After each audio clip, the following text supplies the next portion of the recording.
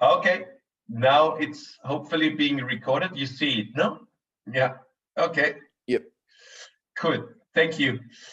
So we unfortunately missed now this exercise in being in recording, but there were very good hints already on exactly when is such a scenario valid and when not, and what may happen. And this uncertainty analysis is very, very important. Okay, do you have another idea, example? Maybe you can also draw another example if you want, from this kind of exercise in terms of welfare theory, and what does it really, maybe what kind of link do we have to the environmental policy? There are many, and this is why I really also taught this, because we always have, in any case, and now we can also slightly, we dive into the policies also, but this is a basic theory on really analyzing the effects of environmental policies, because we have exactly this. Yes, Dominic, you wanted to say something. Yeah. Yes, I got a question. I wonder if we also could, like, if there are some kind of external effects on the welfare analysis. For example, like if the agricultural arable land has been enlarged, that could also have like impacts on, I don't know, which kind of land is kind of taken away. Like if forests will, I don't know, cut down, and this would be like external costs that has all should also be. You're completely right. These are completely neglected in this one here, in this example. But you're completely right. If we now, and these are the system boundaries of the analysis always, if we now include additional effects which we did not consider here, and this is completely what you say is exactly this. It very much depends always on us, what kind of effects do we want to integrate. And if we look now at the external effects, and we would assume now, okay, this is very nice what we do, but the external effects are being increased heavily because the farmers pollute maybe water, and the waterworks, maybe hopefully they exist there, they have higher costs of really cleaning the water, and this kind of external effect is not included in my analysis. Perfect. Or if you say pesticides, okay, they use maybe pesticides and we did not include it in our analysis. That means pesticides may have really tremendous health costs they cause, and the health costs are not included in our analysis. And then you see, it depends very much always on the standpoint from your perspective, which kind of effects are included and not. And you will wonder if you see maybe also in our news, these kind of costs will happen because of this kind of, I just say, diesel premium for biodiesel. 100% is that they did not include all the effects, and there you see already that you believe sometimes numbers, but of course it gives always a very narrow room of expected results, which it is not possible to include all intended effects. And this is exactly what you say. It depends on you, it depends on the researcher, it depends on the consultancy maybe who really did this analysis, what kind of effects are included. And it is in most cases transparent what is really taken into account. And this is exactly a general thing, that results will not lie, but they are in most cases not traceable or intransparent if you see it in the news, and this is exactly the case. Other external effects would be, if, for example, do you have ideas? Other external effects, what might be not being included in this case? I would say now also the biodiversity loss. If you would value biodiversity and you would maybe have the cut down what you said, Dominic, trees, yeah, then you have to calculate, you have to take this into account, no? Other ideas of external effects. Maybe erosion, that you say, soil erosion, that you say, okay, I have a loss in fertility of soils. Other effects would be pollution in the air of certain, maybe diesel, CO2 emissions will rise. Do you have other ideas? Yeah, but you see all those effects, and it's a very good comment again here, have been not taken into account, and you see how simplistic, it's for simple reasons, of course, but how simple this case was, and how you may also enlarge this kind of analysis if you want to really give the full picture. Okay, thank you very much.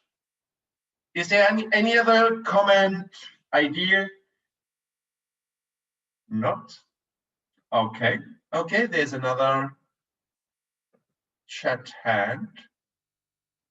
Yes, it's exactly this also. Land use conflicts with pastoralists maybe exactly have an external effect. Also, other effects on other surrounding villages may have an effect that maybe they are harmed, and this is not included in this kind of analysis. And exactly all those issues one have to, as a researcher, also to think about. If, for example, people go now in a certain research project and people say, okay, I do this kind of analysis because the ministry says I would like to do it. It very much depends on you, on your logic, to say, yes, what will happen now? I have to include all effects. And then you talk to some experts at the beginning. If you do this kind of analysis, you say, okay, to the minister, you go to the country manager, you go to the ward policy maker in a certain district area, and then you talk to all of those guys, and your picture will be more and more complemented what kind of effects may happen. And then you draw this kind of effects, and you, in most cases, you really say, okay, I have this number, I have this number. I now quantify it with a number of hectares, number of people, and I roughly calculate it. It's always a rough calculation what is being done in this kind of cost-benefit analysis, okay? But it's very good to apply it to certain cases, because you see already here how simplistic we think normally. Okay, that was one more comment, and if there's no other comment, we would go to the next case now. I'm just wondering, we had this kind of discussion to the last time, and it was a really lively discussion. I very much liked it, on what kind of objectives, socio-political objectives do we have, and what kind of applied policy fields do we have. And we discussed it intensively, but maybe we want also to take this up if you want. Otherwise, I would go further. I just reveal it again that, yes, if we do now actual policy, we have a welfare objective. This is a predominant one. It's really the economy always is predominantly goal number one, to have welfare generated, to have people in jobs, to have income generated, and to have prosperity. This is very, very important. And then also to have distributional effects mitigated. That means we don't want to have a very high income disparity, but on the other hand, you see that rich people may be also entrepreneurs. They create jobs, and then there is a certain rule that they should be not harmed because there's these other job motors. And then you see also there is, of course, as a policymaker, on the one hand side, the idea of dealing or supporting them without harming, hopefully not lower income classes. And you see already here, that's very tricky, no? Because both effects may increase also the income disparity, and this is affecting again, and you see it here, social security or social peace. Social peace is a very important goal also at a governmental level. And here you see the hierarchy of objectives. They have to be included simultaneously, and that means it comes to complementary effects and also to conflicting objectives always. And this is why policy is not easy. And if we look now also later in this common agriculture policy field next week, then you see also the hierarchies. It will also have a lot of not complementary, but conflicting goals, what we always face in policy. We have the freedom objective. Very important is food sovereignty in our regard. That means consumers can really buy what they want. It is really important. And it is one goal that it should be not too much restricted, because the freedom principle is important, and the equity and distributional effects, what I already mentioned. And we already said those policy fields, and we will have also, I just repeated here, structural policy for the frame conditions, market price policies, social transfer policies for those who are really need support, agri-environmental policies, what we will focus more and more now, and the development politics, research, educational and technological policy. Is there any comment or just an idea what you would like to raise here? It is an example that from the simplicity what we have in kind of our analysis, we now come to a more and more hands-on how policy of small steps is done. This is positive theory, this is positive analysis versus the normative analysis, what we had at the very beginning. At the very beginning, we said, okay, we have a policy instrument, we look in a normative approach, who is gaining, who is losing. And now we come to the idea of positive analysis. We have an entire system already. And now we look in this system of policy instruments and measures, what can be improved. This is how the government is acting. They give us, for example, a certain new project, and we will see what can be done within this frame, how it can be improved. But we have already a lot of distortional effects to consider. And this can be done normally in this kind of agriculture modeling. This is computer models. You can also say it maybe not a computer model, it's a model. It's subtracting, looking at those instruments which are already implemented, and then saying, okay, if we change now this, what happened and how the entire system is changing. And we call it Ziel-Mittel-Analyse, like target means, or objective analysis. It's a even better word. Objective means analysis. What kind of means do I need? What kind of instruments can I implement? And what can I reach with this? What kind of achievements I have? How can I really, with which kind of means, achieve my goal, my objective?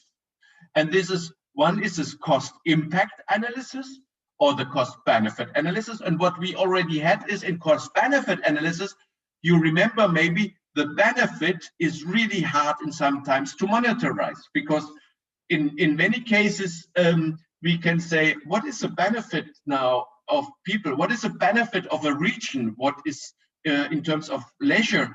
And we have some help measures here.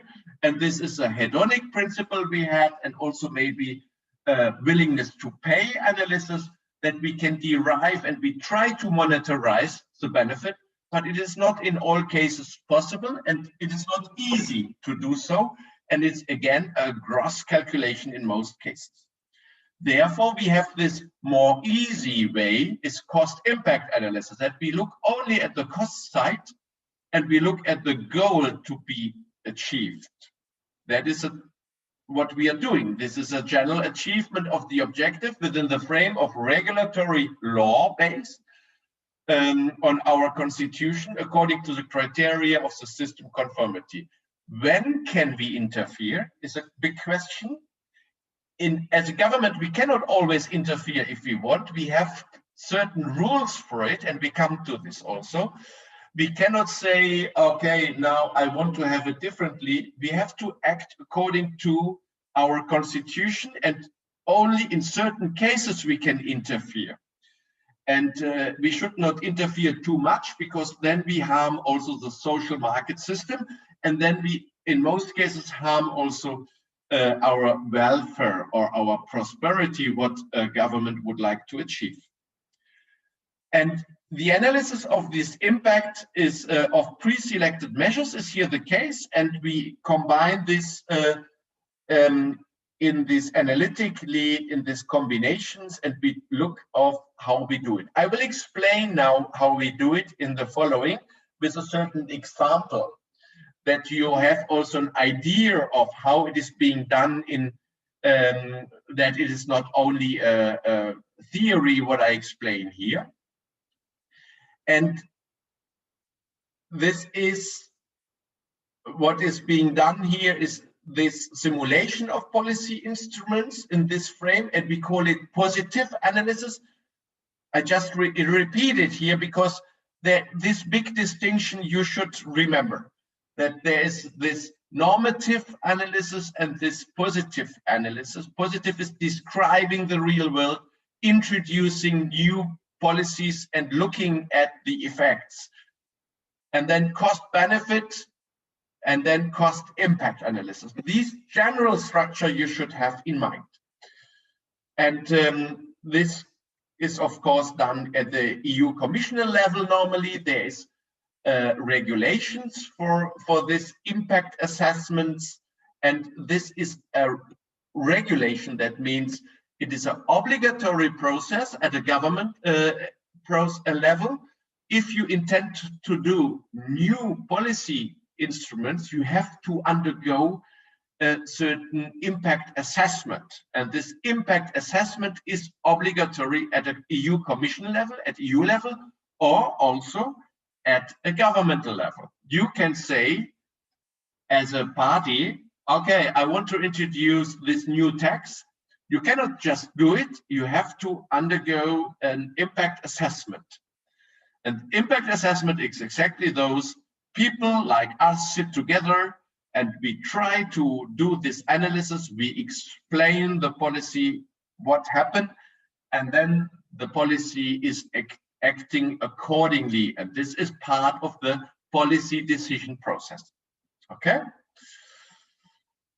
If we try to build it more simple, in this modeling, we have always exogenous variables like prices and costs.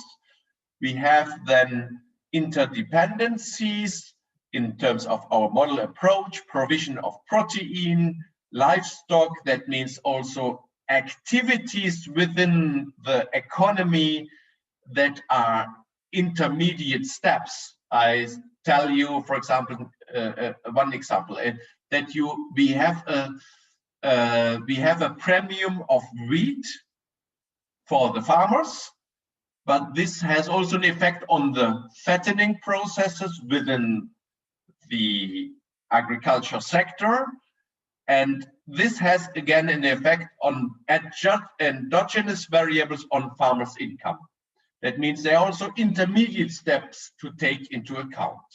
And this can be drawn, what you see here, it can be drawn in a sort of function, mathematical function. It can be depicted in many functions, in objective functions. And this is being done in our work and in our in agriculture modeling per se. There are many, many models. I will just give you some examples. on soil, on economy, on biodiversity, and so on. They are very manifold in terms of their types and in terms of their sophisticated approaches. The sophistication is very different here. The detailedness of the and the automized algorithms, it's very different and very manifold. I cannot summarize those because there are so many. But what is generally one way of doing it is their prognosis, their ex post analysis, looking to the future in scenario design, and then these programming issues of how, I would say, how sophisticated or detailed and what kind of algorithms are behind. There might be very simple models and also very sophisticated ones. That means I will come to this here. If you look at those, just to give you some examples, we have the farm itself in the center. We have a plot level in the part down here in this part. And then we can have manifold impacts of soils, climate, slopes, and so on. We have very detailed factors we can include. And these are crop models like a DSAT model, erosion models, is spelling mistake, erosion models, and so on. We have farm models in this part here. You see the mouse over arrow. Here we have farm models. That means we can depict and see how a farm, a typical farm, can act according to different policies. And we have then aggregated models. Aggregated models are those at a district level, at a national level, at a world level. And GTAP is a world trade model, for example. CAPRI is an EU model that depicts at a district level entire Europe, and it looks at the different regions at European level. And there's also manifold models. There are general equilibrium models. There are partial models that look at markets, and there are partial equilibrium models and only supply models. Don't go into detail there, only for those who are really very much interested can dive into this and can ask me for literature. But these kind of models try to depict certain scenarios, what we had already discussed, and these scenarios will be then computed. And depending on those scales, what I also mentioned, from field to farm to zoning, to zones, to regional levels, to national levels, to global levels, we have different users, and we have different also decision support. And this is how it's just to express a high variation of modeling depending on different scales we cover. And this is very much depending on the government, who's really asking for certain answers and certain analysis. And this example here, I will explain today. And this is the, and after this, I would also, if you agree, tell you it will be maybe around 12 that we dive into sort of break. I would also, if you do not object, ask you just to interrupt me if you have questions, okay? Because it's, I think, a good way of having also sort of interaction and more lively discussion, because it should be not like that there's a communicator, that's me, and you are just listener. I would love to have more interaction with you, okay? Okay, yeah. Great, thank you, Ron.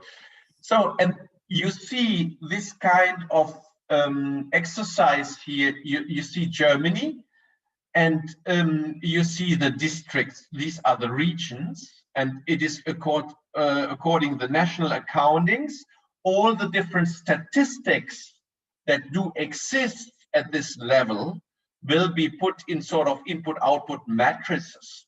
That means like inputs, all inputs, outputs, what has been produced, what kind of fertilizer is needed. These is the typical agriculture accounting matrices. And this is official statistics that does exist. It's like KTBL data and so on. They are official statistics only to put those into official accountings, and they are consistent to the official accounting, what is also being accounted at the National Statistics Bureau or offices. No? That if you hear some statistics, it's always from those data. And these regional descriptions of input-output matrices are then calculated, and they can be optimized, they are calibrated and validated, and this is maybe not too interesting now for you, that they are consistent. And from these, they can be optimized and they can be then simulated. That means they will then change a certain policy instrument, these computers, and then there is a new calculation, a recalculation of farm income, what happened with the cows, how many cows will be then produced, how much what kind of further effect has like a fertilizer tax, you know, that maybe farmers use less fertilizer in their production, how the cleaning, how the water will be maybe harmed less.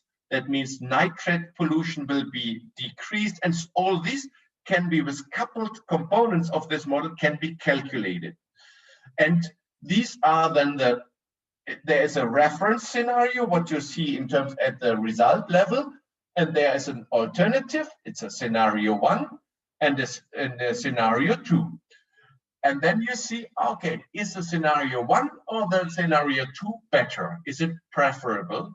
In what kind of indicators? And this is how it can be calculated, and this is what is really a big sector in terms of research that is always applied also at a policy level. And it's a means, what I explain here, the instruments, what I explain here, that is really widespread, disseminated at consultancies, at different research groups, and so on. It's a very typical thing. And now I try to explain you this kind of example, what can be underwent and how it can be done. There's, for example, this cost impact analysis in pesticides. And this is also being conducted in real times, many times at a ministry level, how we can maybe develop a certain risk potential of pesticides in agriculture, and what kind of effects do we have if we implement a certain buffer zone program. A buffer zone program is that we do not spray, not applicate pesticides along all canals, all open water bodies in Germany. It would be the idea a policymaker would have now is, no, we have to ban exactly a stripe where farmers are not able to spray, to applicate their pesticides. And this would be the idea of doing so.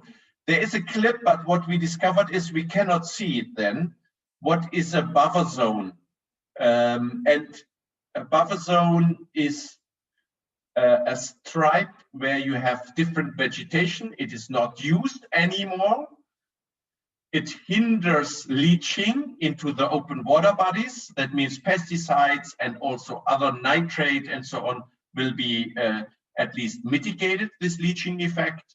And this vegetation helps to increase biodiversity. No, this is at each water, you have those buffer zones, what is installed.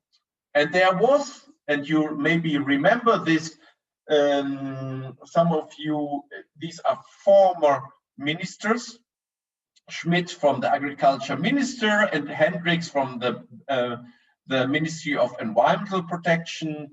And though both had a big scandal where Schmidt accepted glyphosate, and you heard this typical thing like Bayer has it and Monsanto, and he accepted and gave the permission to spray to use this pesticide, and Hendricks was completely shocked because of not having communicated this beforehand, and there was a big scandal of those. And if you look at this pesticides problem, there's a total of external costs of pesticides in Germany about 170 million US dollar, but it depends, of course, on the study. Again, if you look at other studies, what we had already, you may have completely different numbers. It is that Bourget says, and Fleischer and Weibel et al. Around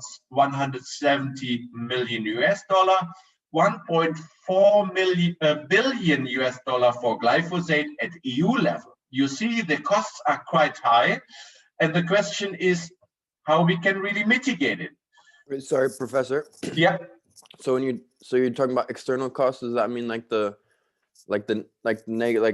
costs are resulting from like negative externalities and not the costs from like actually like producing it, or what exactly? Yeah, it is exactly not the production of the pesticide. It is exactly the effects a pesticide has on health, on is accumulated. Normally, there are accumulated effects on what kind of fish will die.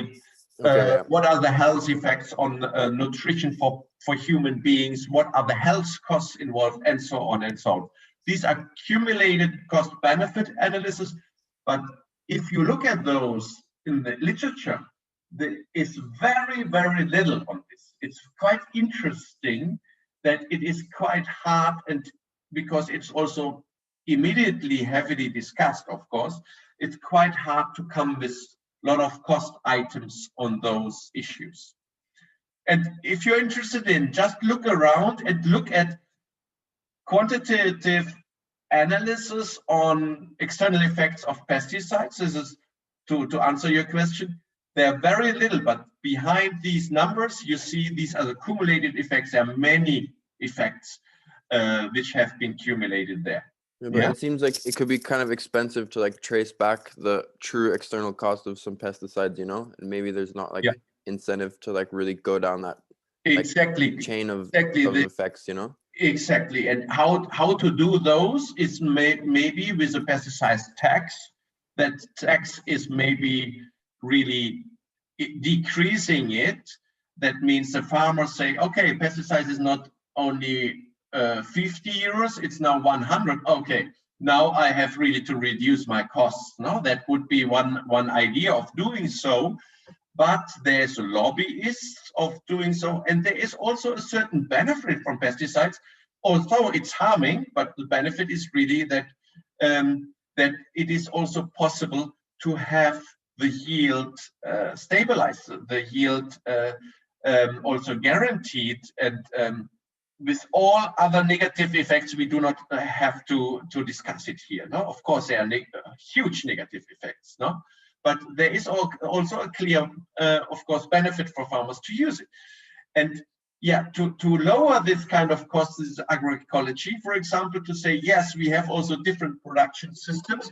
There we can really maybe have with less or with no pesticide input, we can have also guaranteed production. But that's a different story here. Yeah, that's a good comment. Yeah. So, then Germany is ranked second at the EU level in this discussion, and the open water bodies are predominant problem still. The pesticides risk indicator does exist here at a GKA. It's an institute in Germany. They're responsible for it, and also at OECD level there are many indicators to be produced, and this is kind of monitoring what's going on, and do we really need more, and harsher policy instruments to even mitigate even more the use of pesticides. This is a question for the policy. And for example, in nitrate, you heard it, that also the EU accused Germany because the nitrate concentration is still too high in many regions in Germany, and they got fines and they got other pressure at the policy level to really accomplish this kind of threshold. No? And the key instruments of this Pesticides Act are several regulations, but one of those is the usage restrictions of for ecosystem functions, and this is the Pesticides Action Plan. And within this frame, we simulated a certain instrument, and this is a buffer zone program. The Pesticides Action Plan says, yes, the effects for human health are tremendous, and 30% risk reduction has to be achieved. Now you can of course say, what is a risk reduction? What is risk? Of course, it is risk is 30% risk reduction is that we really mitigate of an event of 10. If it happens 10 times, we really bring it to 7 times only that it happens that there are damages involved. No, that is also statistically you can say it. And there is a reference period that is 96 to 2005. They want to do it to reduce the risk and to stabilize the ecosystem functions. And this is also done with integrated pest management and the minimum extent necessary. It is exactly this, to lower at a farm level also the usage, the dose of the applications, and to use it to a minimum, and to also introduce protection zones where we have sensitive regions, and this is of course open water bodies. No? Zoning is here a key instrument of doing so. And if you look at those, these are all the types or the measures of the action plan, from application protection, consumer protection, water bodies, biodiversity. These are all fields where you need, or the government needs to undergo actions. And we took then the open water bodies, agriculture, forest and horticulture, and land productivity as the fields we can simulate. And this we did then and look at the cross-cutting policy areas and competences. You see how interrelated all the different regulation fields are at the governmental level, and how we can only cope with very little of those fields. We cannot simulate the entire Pesticides Action Plan. We only extract some fields. If we look at those, this is called then bioeconomic modeling and exposure modeling. This means German fulfillment of the impact assessment. What I mentioned here is we have to undergo as a government the impact assessment as such. We have to comply with this. We have to do this study here. And then there is exposure modeling. Existing, this is really looking at the quantity of pesticides in different rivers and so on. And there's bioeconomic modeling that is also including agriculture sector modeling, looking at the economic effects. That means also here the agriculture accounting system, that means RAUMIS and CAPI, there are 2 models. You don't have to go into detail there, but it includes also economic analysis. And this is what RAUM is doing, and this is what I applied here in this kind of sector model. And that means it brings us to the traditional research question to be posed. That means, okay, we have to find now the way of how we can simulate this kind of effect if we do buffer zones program. If we implement it at a level of entire Germany, that all open water bodies would be protected, what kind of opportunity costs would arise if we reduce the risk to a minimum? And I come to 3 scenarios. We had the scenario already in our discussion. I will come to these scenarios later. And this pesticide risk indicator, therefore, has to be newly generated in this model. Okay, now we see the pathways. The pathways are here that we have wind drift, sprayings, surface runoff, surface water bodies, and the spillage effect. The spillage we cannot take into account in our model because it is in the small aerosols, the pesticides, and they are then transformed again, decomposed into the surface water bodies. This is really tiny, very difficult to simulate, but all others is possible. That means the spraying, wind drift, deposition, surface runoff can be modeled. And then we said, yes, let's do it. And let's do it for open surface water bodies. It is then looking at, okay, what can I methodologically enhance in the model? That was, Raumes was at a monetary level very good. They just took pesticides used, but monetarily, but not the real risk. You know, what kind of active substance has an effect on organisms in the open water body. That means it was only a gross calculation. It was not a detailed calculation. And then we said, let's do it. Let's come from this grossly monetary accounting to a very detailed impact on certain organisms in open water bodies. And then I have a question about that. Yeah. How can you derive like a monetary cost if you don't know what the actual risks are to like the biological risks or whatever, like the more scientific aspect? Like, aren't they like fundamentally linked to each other? Yeah, it's a very good example how research works and how also distorted effects we have sometimes. Yeah. They in the model said, okay, let's take the purchases of pesticides. This is the only statistical available. Then they say it's a best fit. It's not an ideal fit, but it's a best fit. And they did it, and they said, okay, at a regional level, for example, for a certain crop, they had for winter wheat, for example, they had then a certain purchase statistics, and then they had per hectare like 200 euros used for winter wheat, and then they had this gross calculation. But of course, it does not give any indication. It gives maybe, okay, they maybe applicated more pesticides or less, but they did not differentiate in herbicides, fungicides, insecticides. They did not look at the active substances, like glyphosate has a different active substance entailed, and they have a different poisoning effect on certain organisms, but they were not able to do it, and they just took it as best fit. Okay.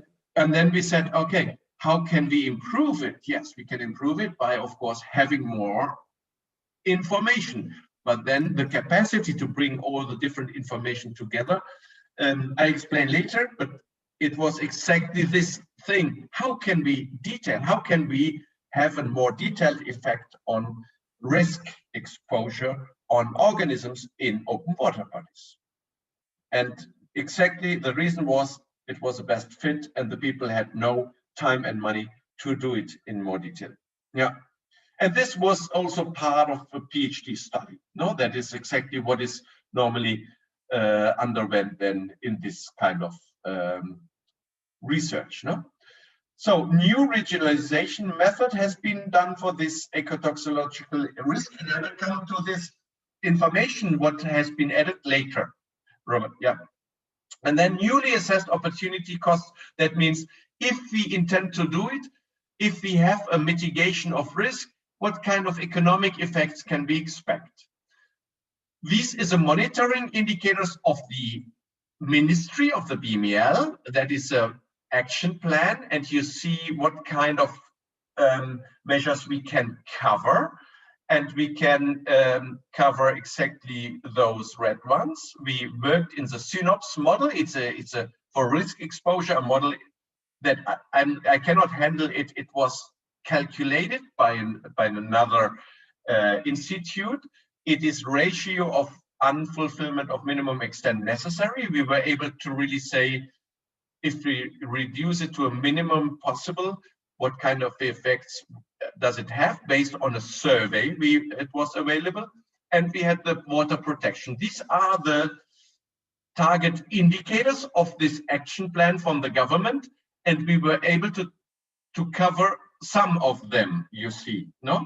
We were not able to cover all of them. Like ecology, we said, okay, we cannot tell with our model about ecology.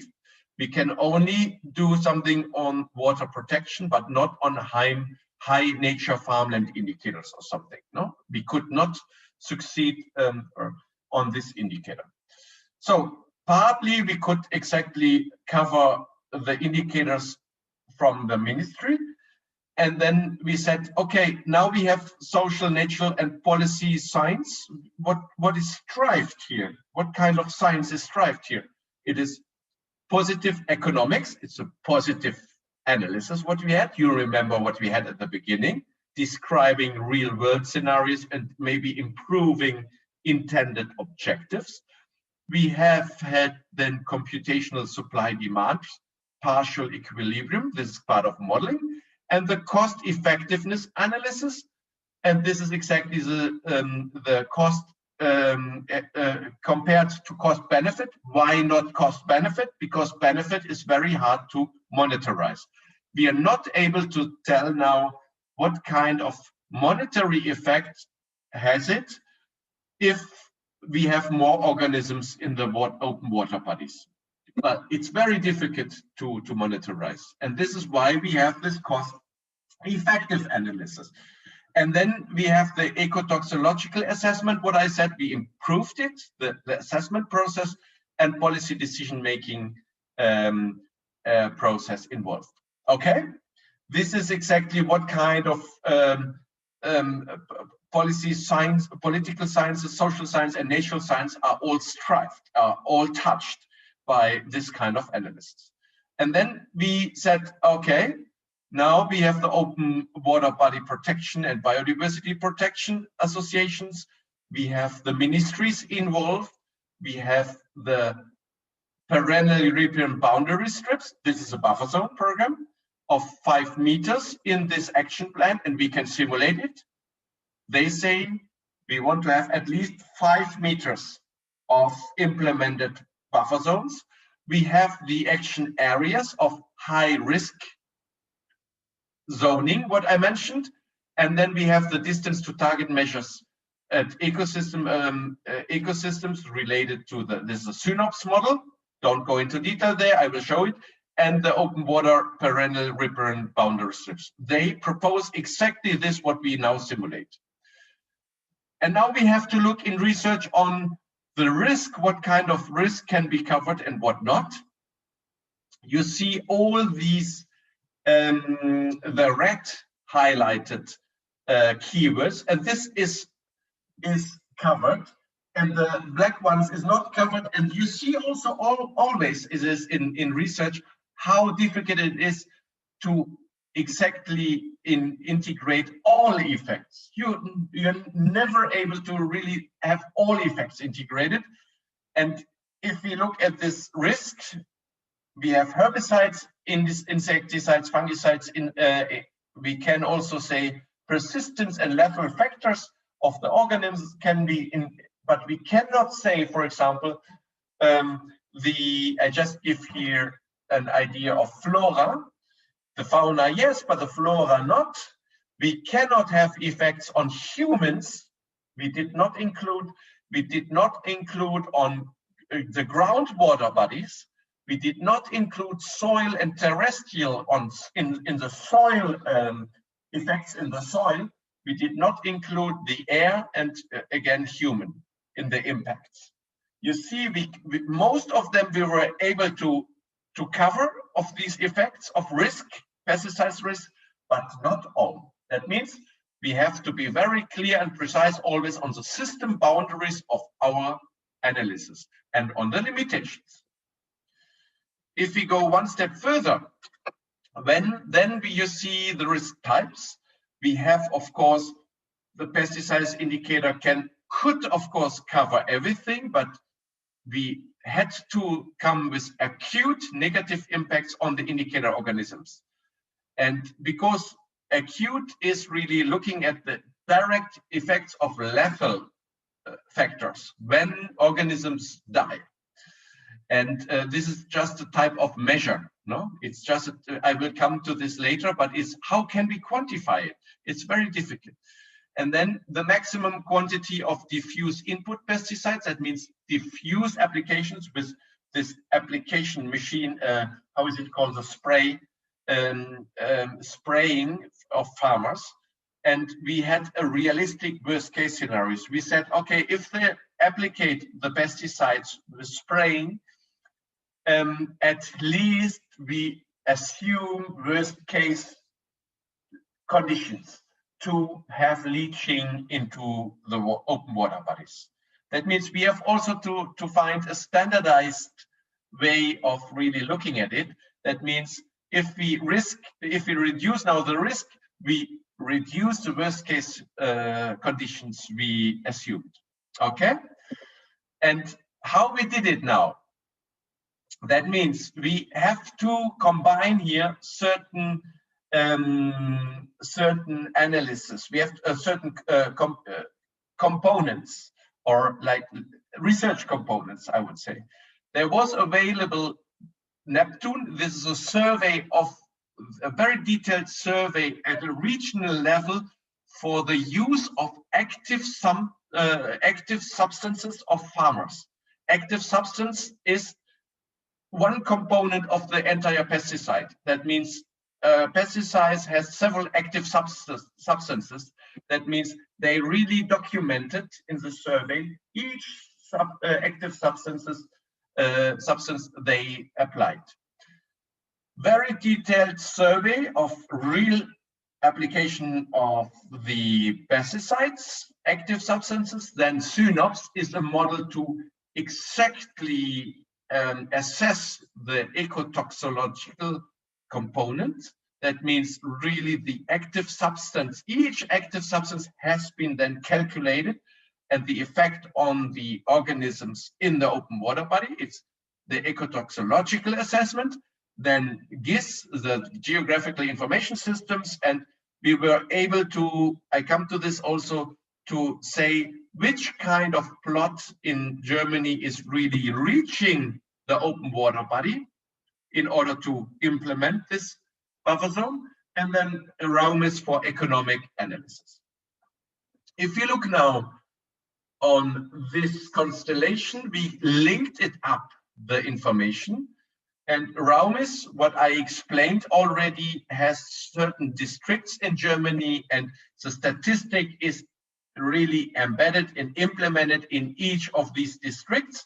And you can calculate here the economic accounts of agriculture, the economic effects. That means we could say then how many, because of reducing the agricultural land, because of implementing the buffer zones, we could say, okay, how many less cows it has, how many less input uses, what is really being changed in the entire sector because of losing the land, and what is then also as an effect later has it on the risk of pesticides. This is the economic model, and you see it here what I already explained, and we saw it then at the district level. Just to explain here, a district is this small area in Germany, and we have statistics at this level, which is consistent. That's very important. But I explained this already. If there's a question, please let me know.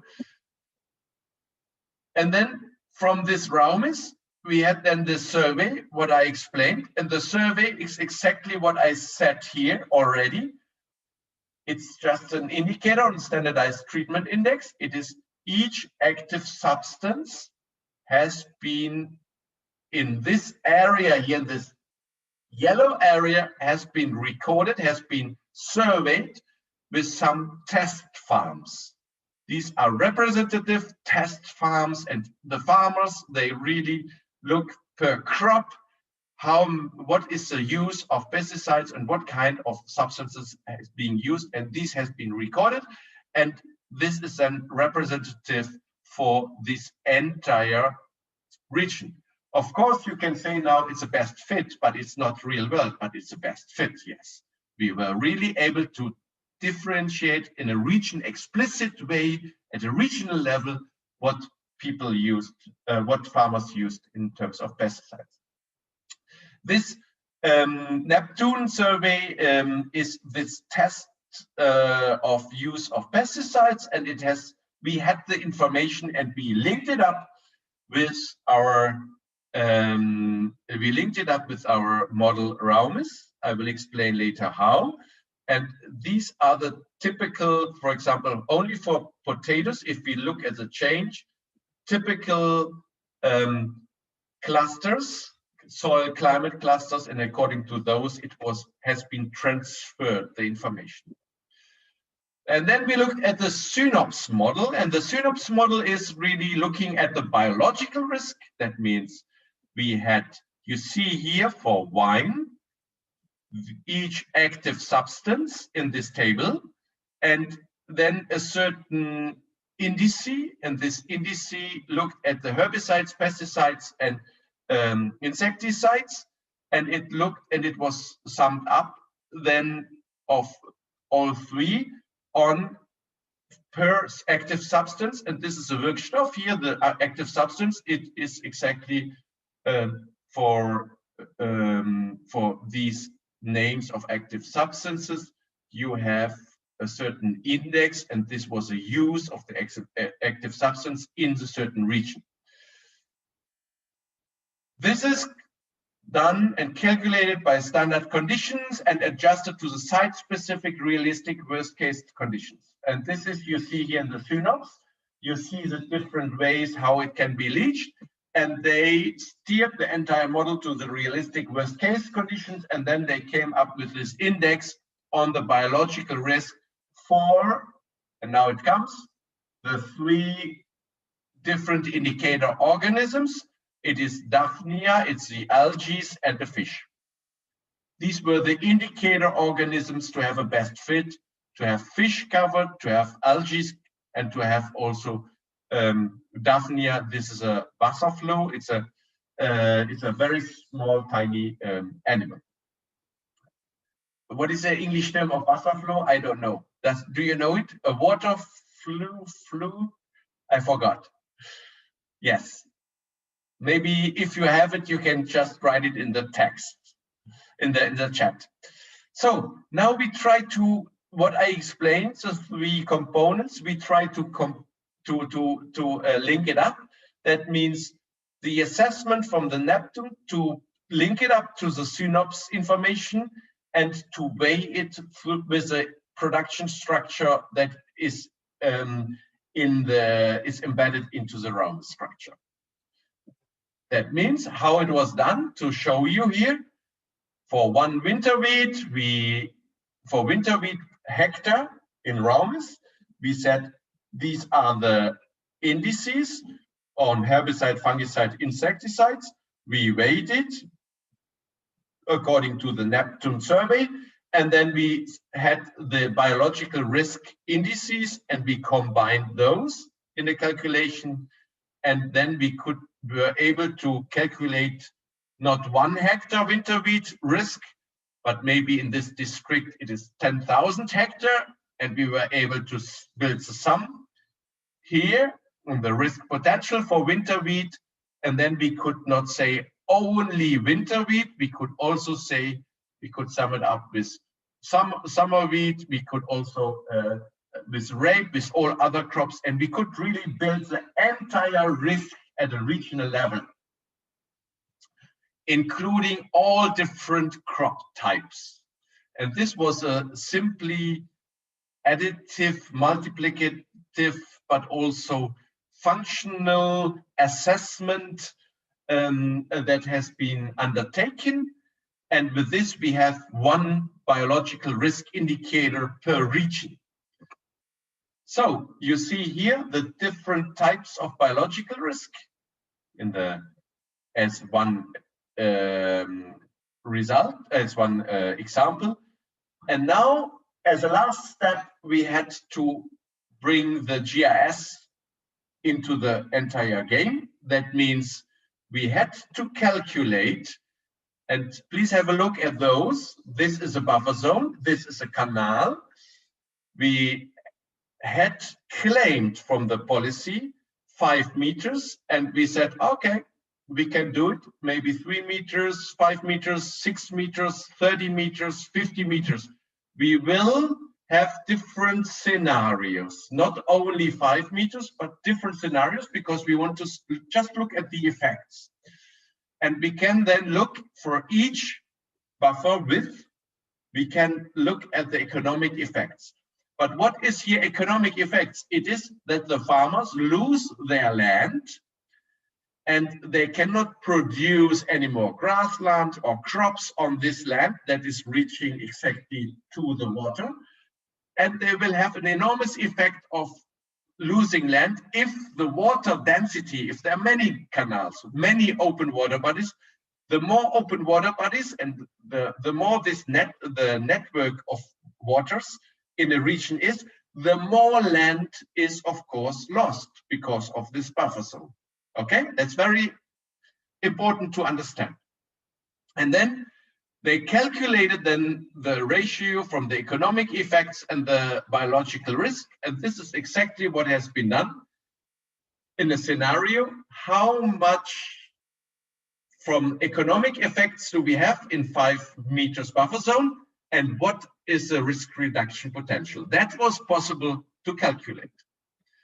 Now looking at the results, we have still at least 15 minutes, when we can also maybe then discuss. If you have questions, just chip in and just ask if you would like to, yeah, if things are not clear, no?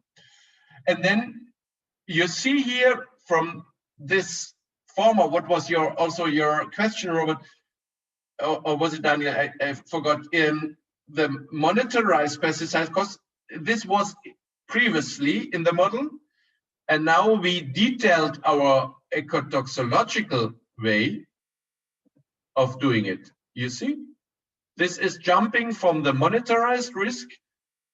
This is a best fit because of just the purchasing statistics of pesticides in a region to the total relative risk.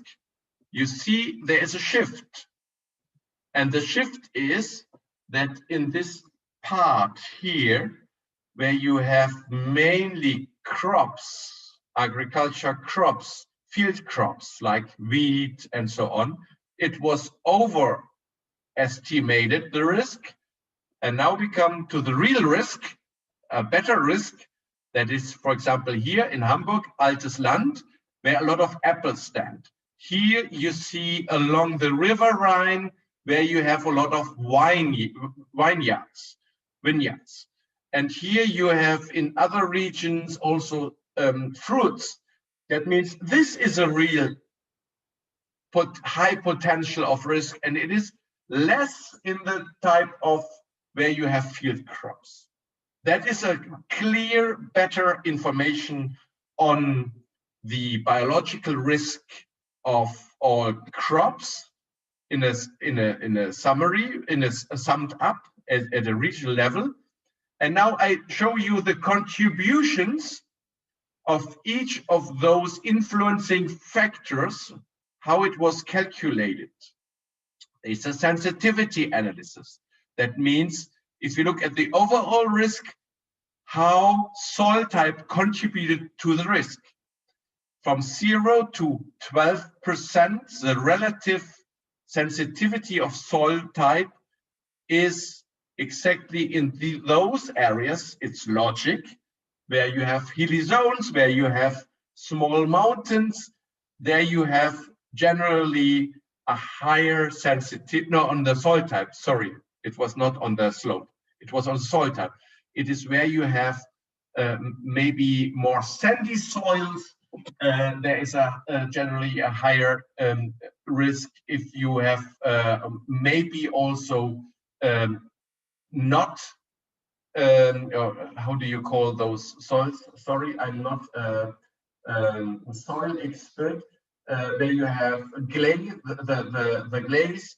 They have a different risk contribution to those.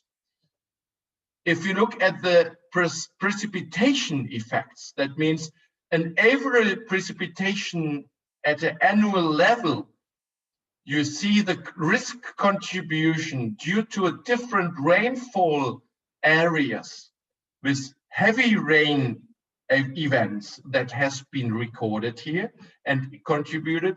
You see it in those heavy rain events where you have the dark areas, where you have statistically more heavy rains and this is contributing to the biological risk. Is that because the rainwater like can carry the pesticides exactly. to other places more than if it's just dry? Effect. Exactly, because only heavy rain. Normally, the overall precipitation is not the problem. The problem is a heavy rain event. Okay. That you have then leaching effects, soil leaching, but also then leaching into the open water body because of erosion, because of leaching. It's a leaching effect. Yeah, exactly. And the more leaching you have, the more slopes you have, of course. That is also then a tremendous effect on those, no? Yeah. That means here I meant the hilly zones. And this is what I intended to say at the beginning. Here you see the slope effect. If you have more precipitation in heavy rain events, you have, and if you have more slopes, you have again a high contribution to biological risk. Okay? And last but not least, the surface water bodies. That means the more open water bodies you have, the more, of course, buffer zones, or let's say where agricultural lands touches the open water bodies, the more riparian zones you have. That means the higher the potential for leaching is, of course. It's very logic. The more water in a region, the more it can be leached, no? Pesticides can be leached into the water. That means you see here the density of open water bodies, the relative density on the ecotoxicological risk. You see in this upper part where it is really dark, you have 3,000 higher biological risk compared to the reference. And this is exactly in this region of Fechter, for example. There is a lot of small canals where you have water, and these small canals, if you implement this buffer zone, you will lose a lot of land, of course, no? But this is the ecotoxicological sensitivity of surface waters on biological risk. And if we look more precisely into the wine, fruit, field crops, you see here the absolute risk in these small blue dots. Here in those regions, here you see the accumulated just the regions at this X, and you see here this is a high absolute risk. This is a high absolute risk in this region, in this region, in this region. You see where wine and fruits occur, where you have found, or where in which district is wine and fruits, there you see a highest absolute risk. In those regions where you don't have fruits and wine, you have a very low absolute risk.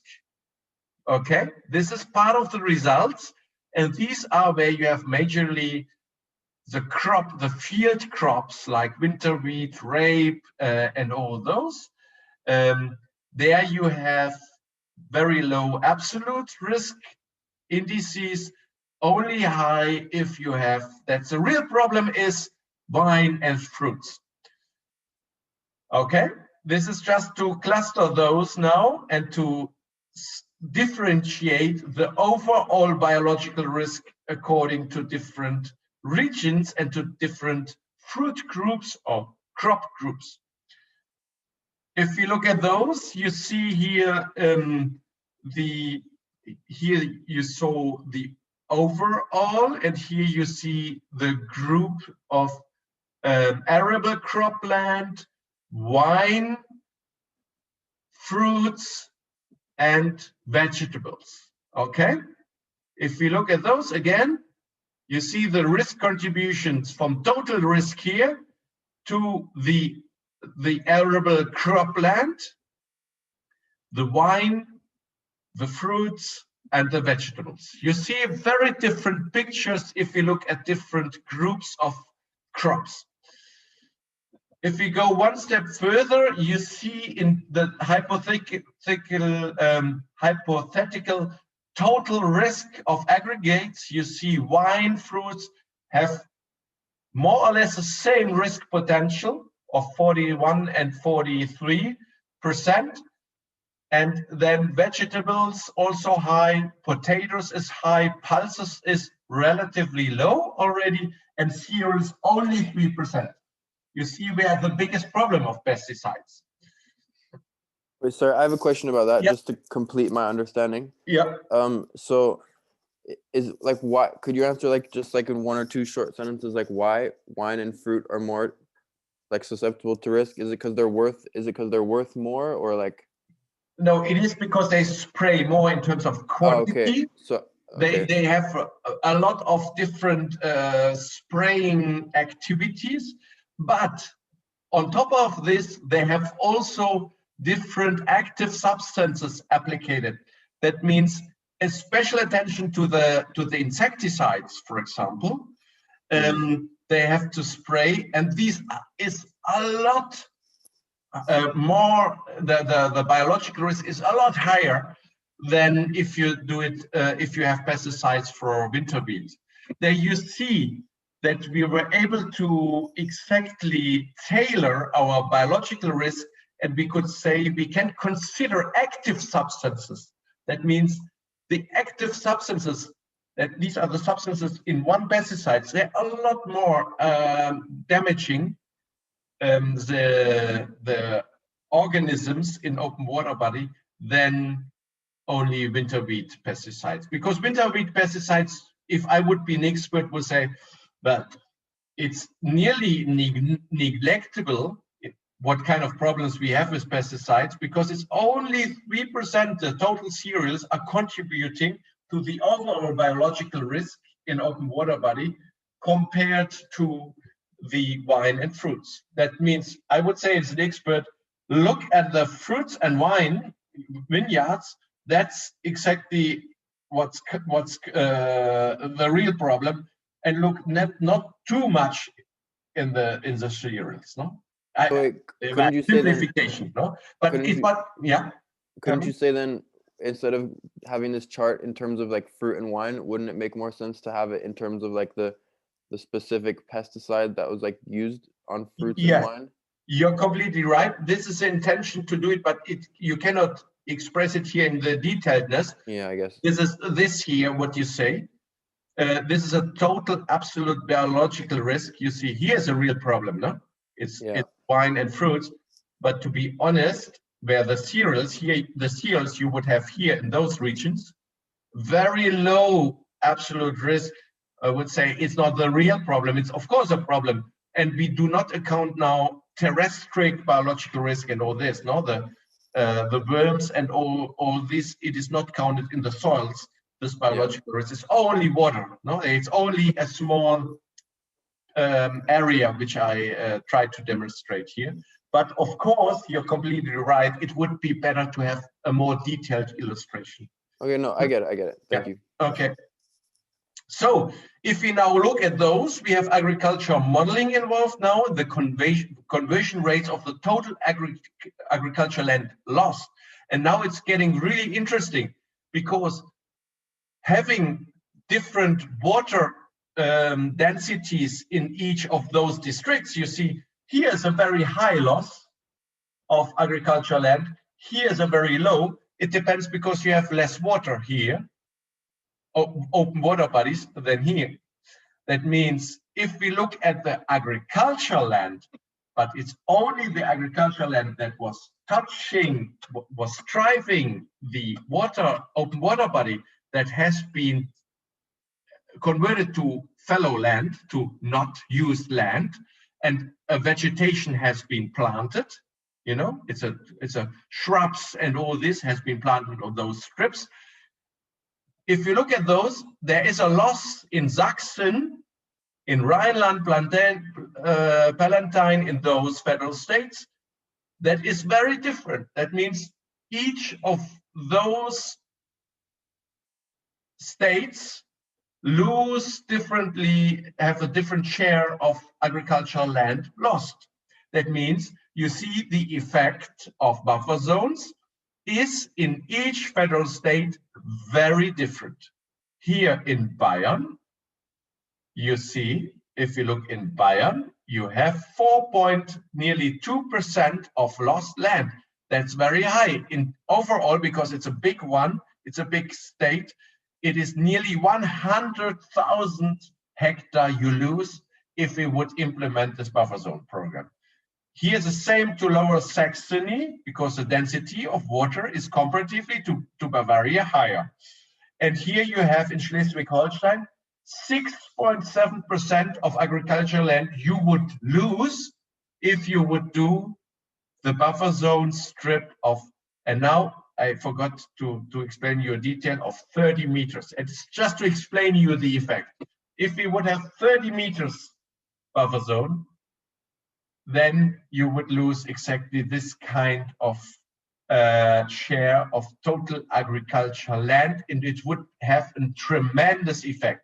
It would be, of course, less, a lot less, if we look at the 5 meters buffer zone. But it's just to show you how tremendous effects can be and what does it imply for the agriculture sector. And you can imagine if now the Greens or whatever party would claim a buffer zone program, what is also now claimed, is okay, this effect, you would have a lot of lobbyists really being opponent of those, because they say, yes, if you do it, we need a compensation, and that involves costs, and the people would say, but how costly it is. And then we would calculate it and we would advise the government. No? And this is a debate, and the decision-making process, what is always being done. There are lobbyists, politicians, and also farmers as actors, key actors. They all say, no, this is not possible to do. There are associations, pro and con, really trying to have a say and influencing this kind of decision-making process. And I will also explain the decision-making process later on. Then you see now the total opportunity costs. This is in Bavaria, and you see the total cost of 30 meters, 36 million they would lose with a 30 meter. With 3 meters, only 1.4 million. There you see only in the debate, shall we go for 3 meters or 30 meters? Then we say, yeah, but we need to know what is the risk reduction potential. We cannot only say how much does it cost. We need also to know something about the risk reduction potential. And now I give you only this information here, the risk reduction potential. It is by 3 meters calculated with the Synops model in under worst case scenario, 60%. By 93% risk reduction by 30 meters, and 50 million by 50 meters, 96% risk reduction potential. That means you see how it differs, and it involves different costs. Now the policymaker has to decide, what can I do with this? Shall I now go for the 50 meters buffer zone? Then I have nearly no risk. But I cannot introduce it because there are a lot of lobbyists. And now it comes to the very detailed, tailored implementation of these kind of effects.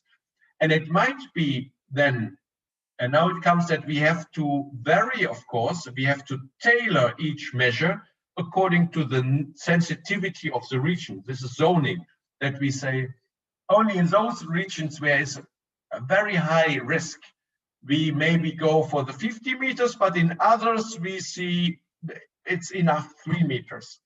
You know, it very much depends. And this is a decision process at a very local level. It will never be implemented. Yes, Dominic. Are there measurements only, or the analysis only done for the range for 3 meters, 30 meters, and 50 meters? Or is like, are there values for like ranges in between? Yes, like, there are ranges in between. Exactly, there are ranges in between. The model just calculated, it calculated also more. I revisited it and you see here more, you know.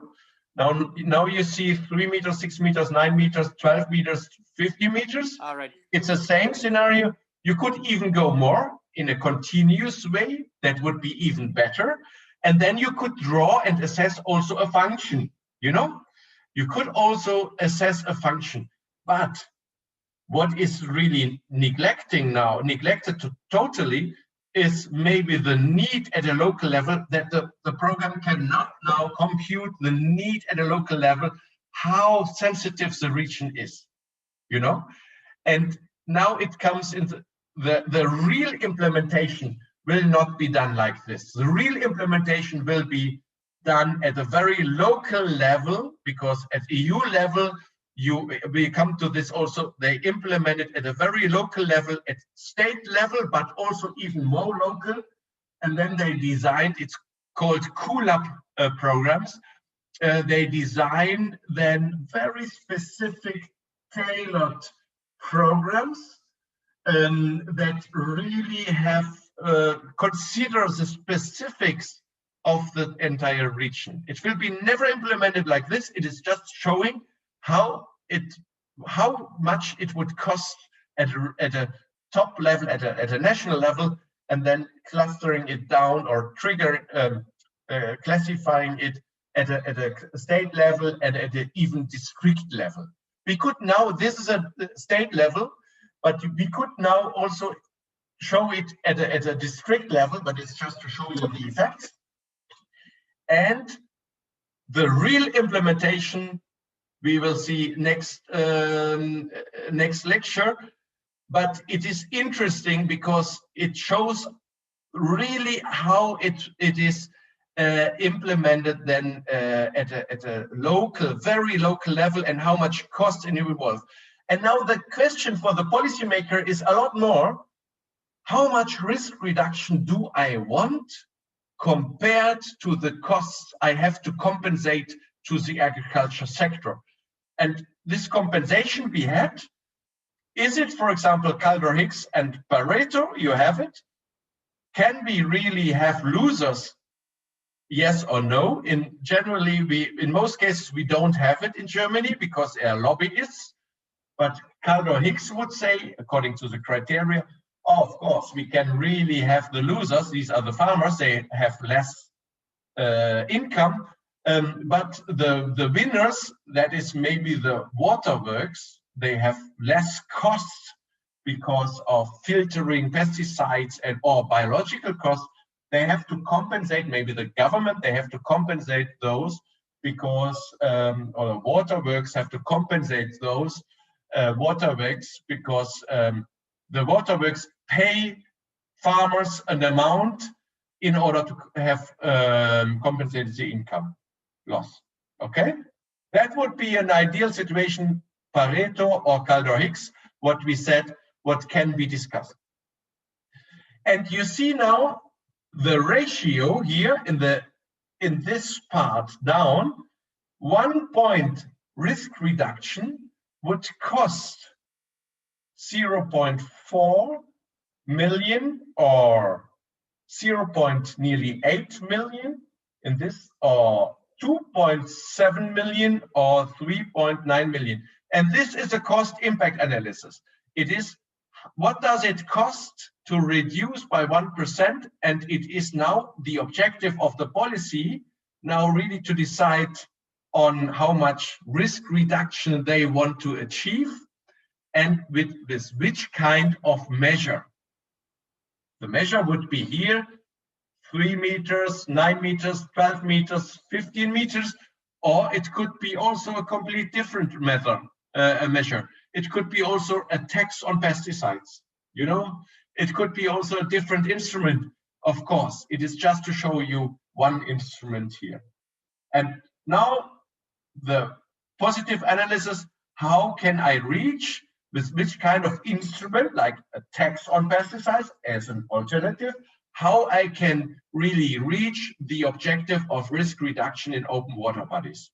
That's free for the policy makers, but they want to achieve it to lowest cost, of course. And this is how to do this kind of analysis. What is goal achievement or the achievement of an objective to lowest cost?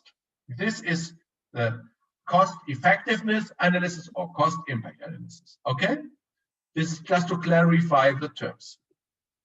Now, if we look at the average cost, you see now these are the regions. It is just ranked according to the average costs, and it is ranked. You see that different. Here are the buffer zones, widths, 3 meters, 6 meters, 9 meters. And you see that the different regions, the regions are ranked in one of this function. You see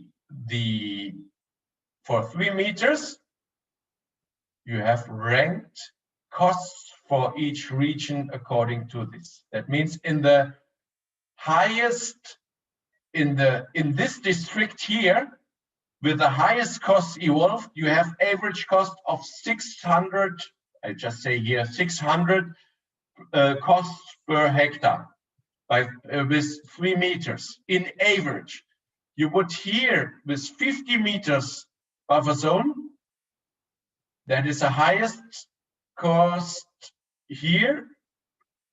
It would be this one exactly.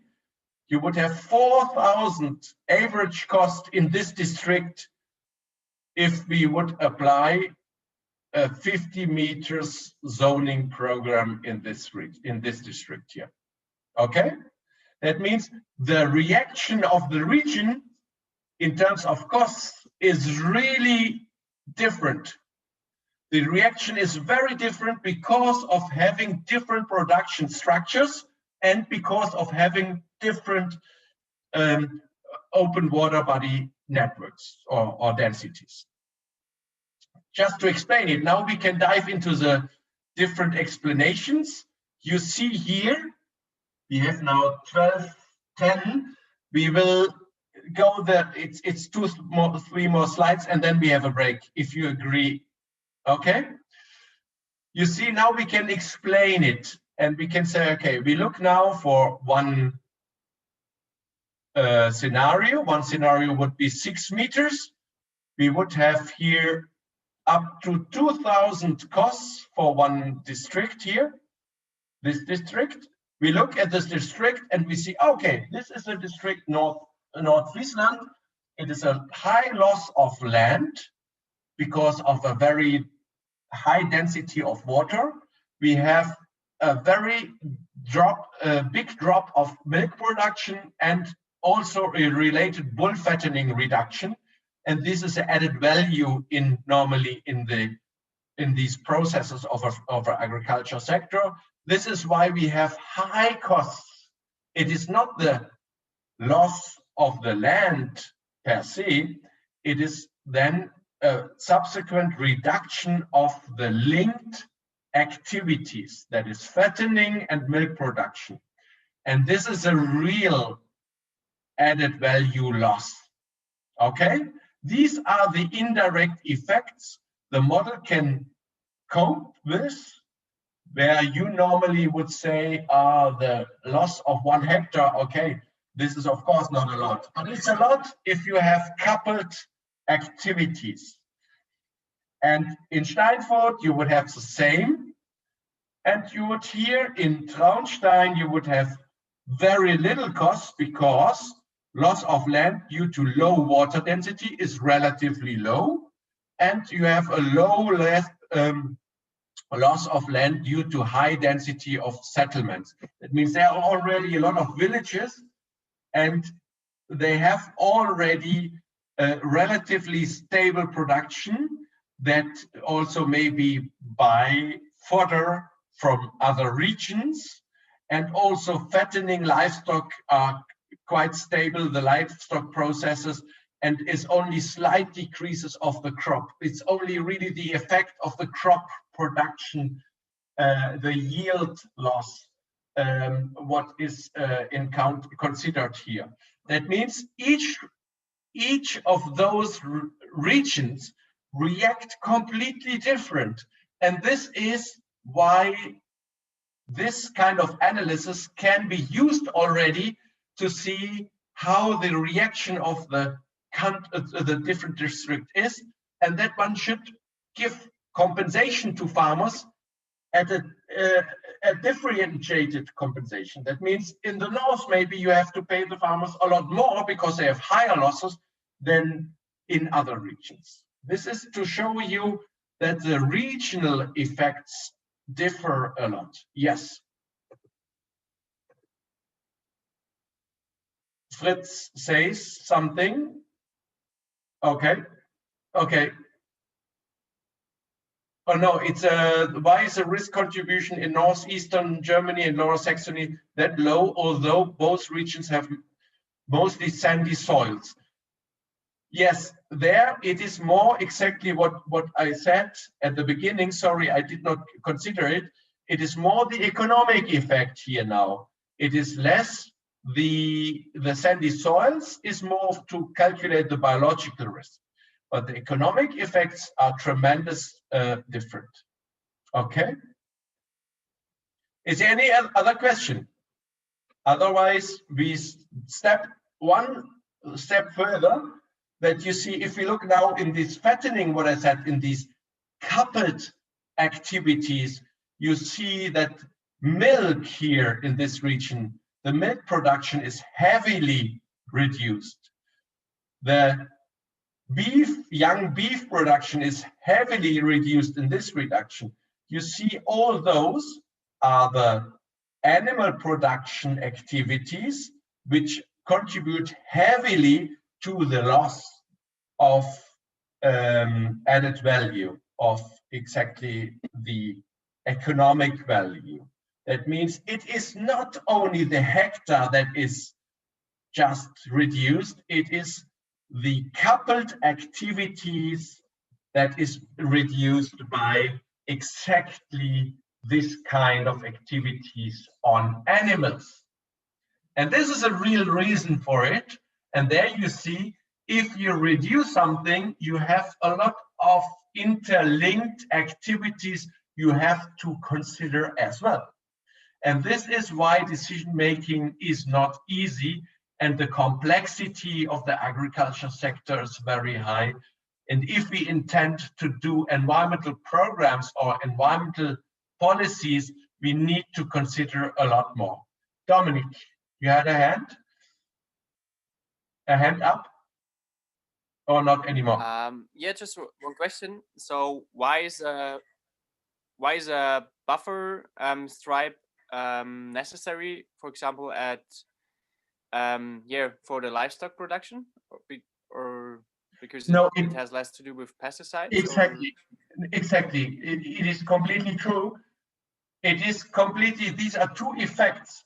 But if you would say, I only do shrubs on the buffer zones, there's no effect normally, you would say. No, only the people, maybe the farmers, they lose their land.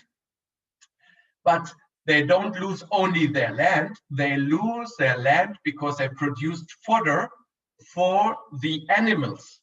And this is why I said the complexity is that high that you normally, if you don't do modeling, you don't see the complexity and the link from reduction of land that has not only the effect of losing the land, and I say you have a little bit less of grass or a little bit less of maize. It might be that you have exactly the little bit less of maize that you had to use to fatten your activity animals. And this is a strong link. That means it is not only the crop, it is only that you reduce the animal activities by having less land. That there's a big coupling.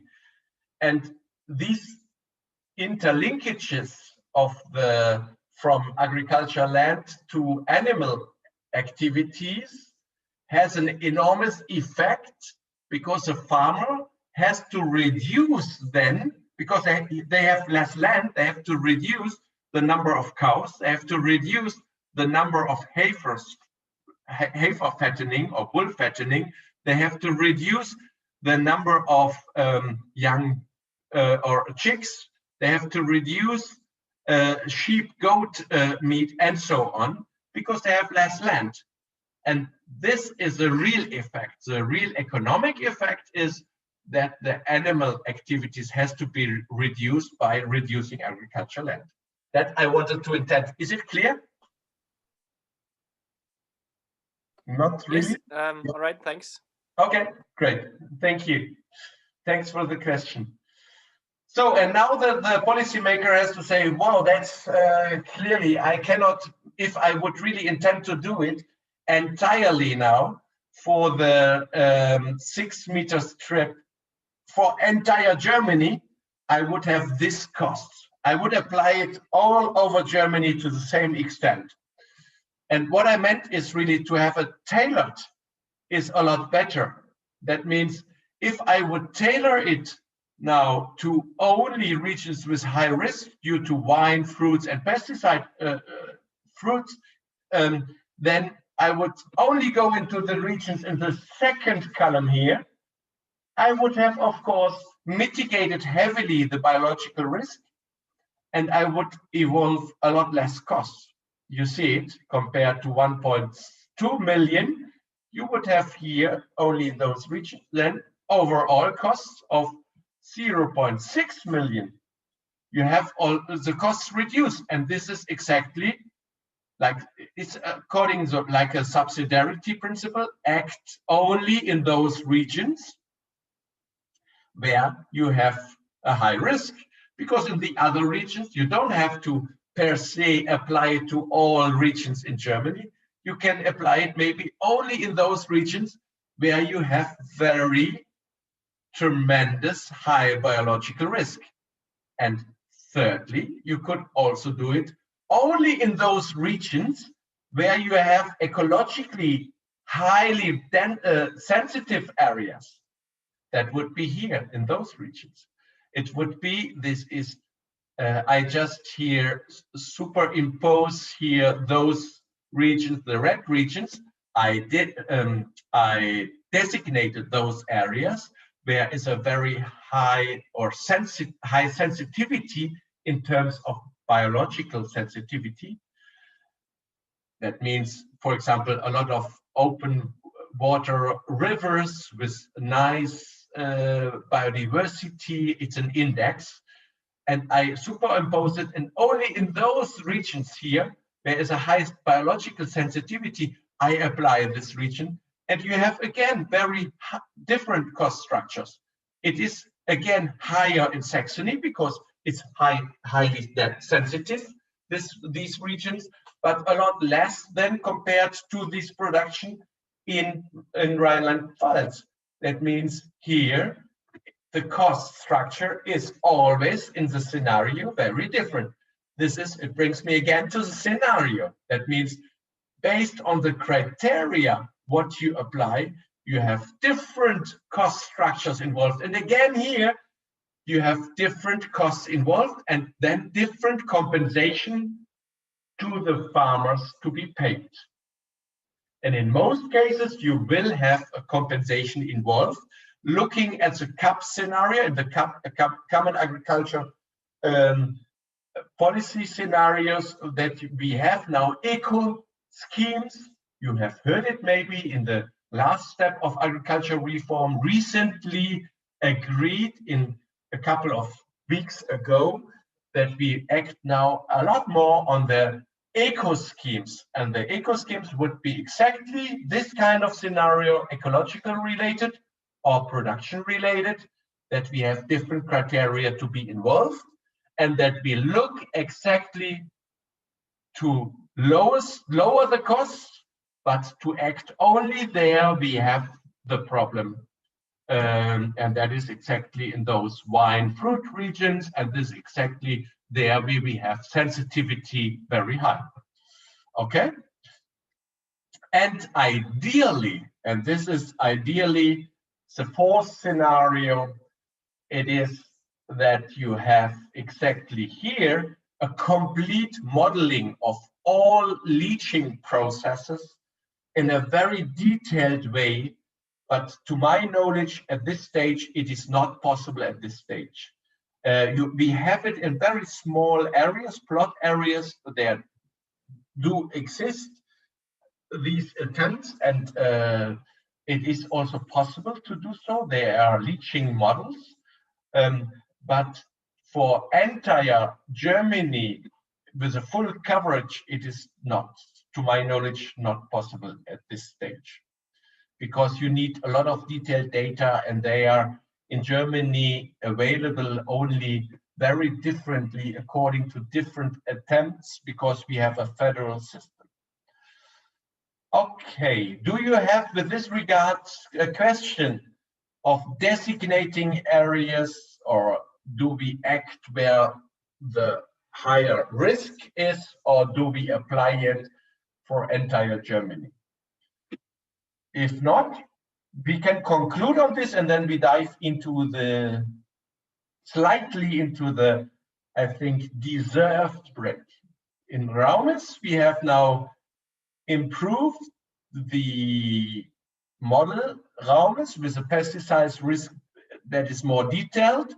We have calculated opportunity costs, and we could have enhanced also the spatial analysis. No, the spatial analysis is not possible.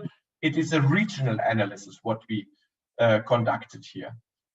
If we look at the improved indicator, this is an OCD scheme.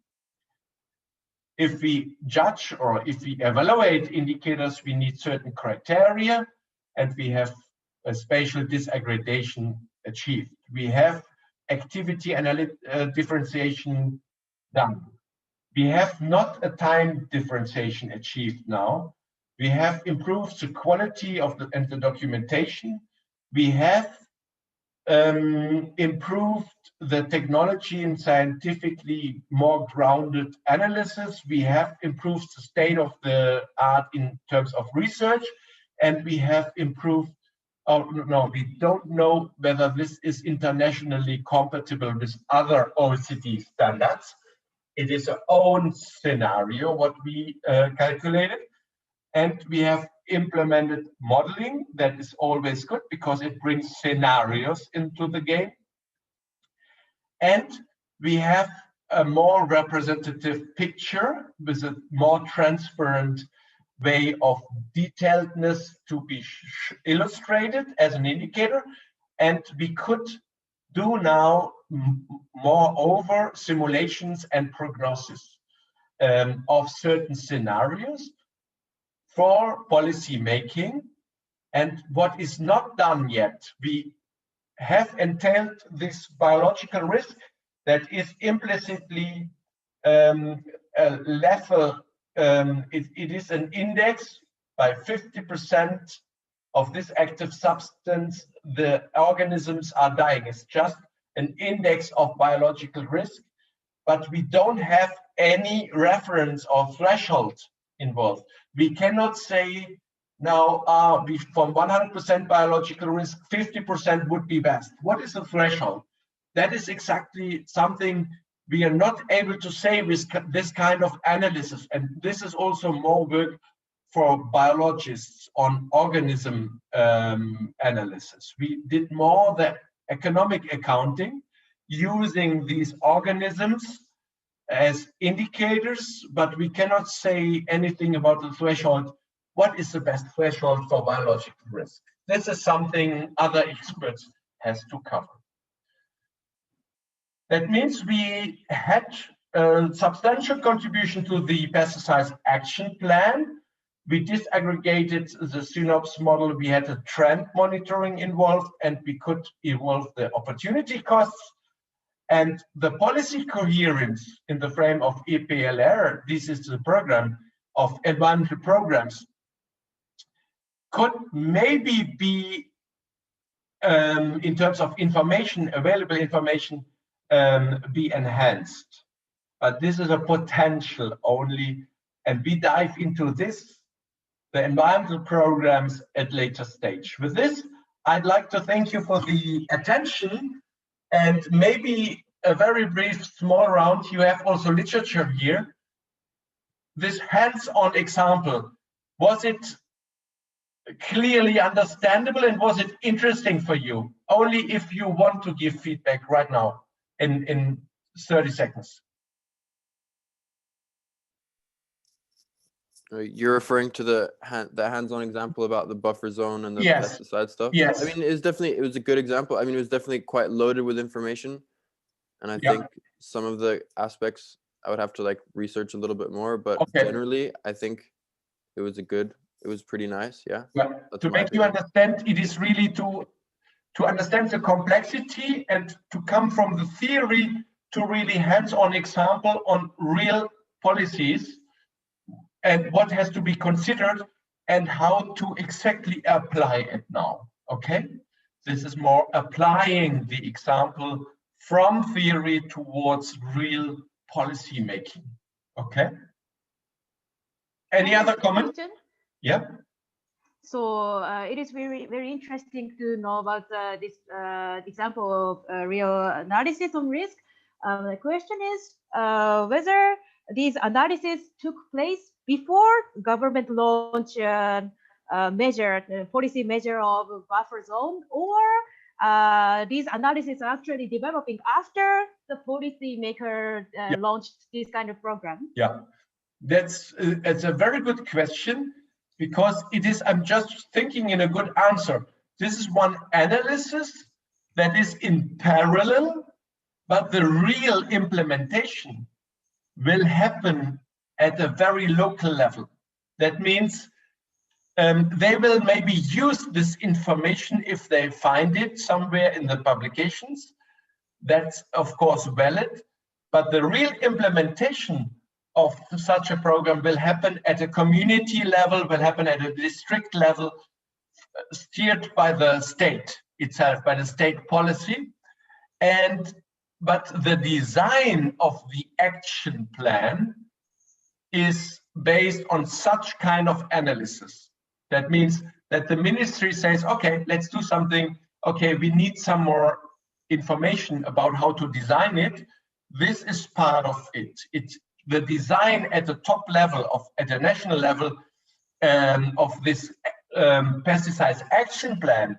They use this kind of analysis to really design this program. But specifically now, because if you ask me now on this example, it was not used for the ministry, but other very similar analysis is used normally. Yes. Thank you. Thank you very much. Okay, so if you don't have any further question, it is now 12:30. We will have now 15 minutes of a break, and then 1:45 we will meet again. Is it okay that you have a longer break, because it was now a lot of time now, a long time? Yeah. Okay. See you then 1:45 in time, and then it was good to work with you, and I'm looking forward to meeting you soon. I will stop now the recording. Yes, there's one more chat information.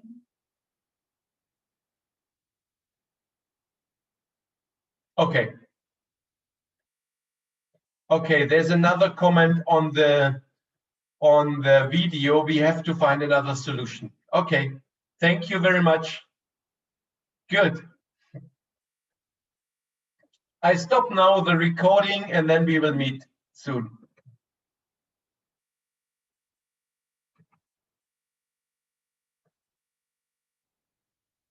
Aufzeichnung fortsetzen. Yes, now I record it again for those of you, and I can move. Okay, now the question is on the assumptions. We had this, remember the, it will be now a little bit quicker. Some cases, some examples were made at the beginning, but I try to refer to those. Okay, the maximizing the bags and welfare function is really based on this optimal allocation of the marginal resources. What we had at the very beginning, you remember in micro theory that everything is based on rational principle and a household, and the households are added up to the national level. This was a micro theory, and the problem is always maximizing the production by available overall factors. Like we have always these three factors of land, labor, and capital, and this we call the production efficiency. And the optimal, you saw this transformation curve of the two products, possibly that the optimal production curve, so-called.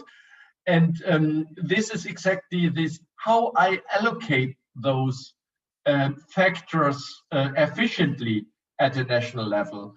And there is this optimal structure, and the optimal is never a point, because optimal is always also a weighing process, because we have different groups in our society, and they want, of course, the Greens, they want to have more a different production structure than maybe the CDU. They are more in industry support targeting, and others, they want maybe more of the socialism. The left-wing people want maybe a different economy, and so on. That means there is no point where you can really say, yes, it's optimal, only in theory. And this depends very much on the individuals and the utility levels, what we already had. And we had this two, Pareto and Kaldor-Hicks. I just go more quickly here, because it's very important for our evaluations also. Pareto efficient is the optimal allocation, that nobody can be made better off without making at least one individual worse off. No, that was exactly this idea. And Kaldor-Hicks says, yes, the outcome can also have losers, but we can compensate those. In other words, here in the definition, an outcome is considered more efficient if a Pareto optimal outcome can be reached by arranging sufficient compensation from those that are made better off to those that are made worse off, so that all would end up no worse than before. That means the losers get compensation. And this is exactly what you see here, and this is very important, that you see Pareto optimal would be always this, the improvements. That mean the utility of this participant would be, if this is the ideal situation, everything what is here can be then reached, but not this, because you would exactly reducing the utility of this person here, what is here, you would reduce it by shifting it, and exactly this is where you have a loss of this participant. And in the Pareto, it would be not allowed, but Kaldor-Hicks would say, yes, if it comes from here to a better situation from here to, to here, then we have maybe losers, but exactly this win situation, this from here to here, these winners, they can compensate these losers, you know? And then overall, the welfare would be higher than before, and this can be allowed. That is what Kaldor-Hicks says. And here I would not go into the breakout groups unless you say, no, we would like to do it.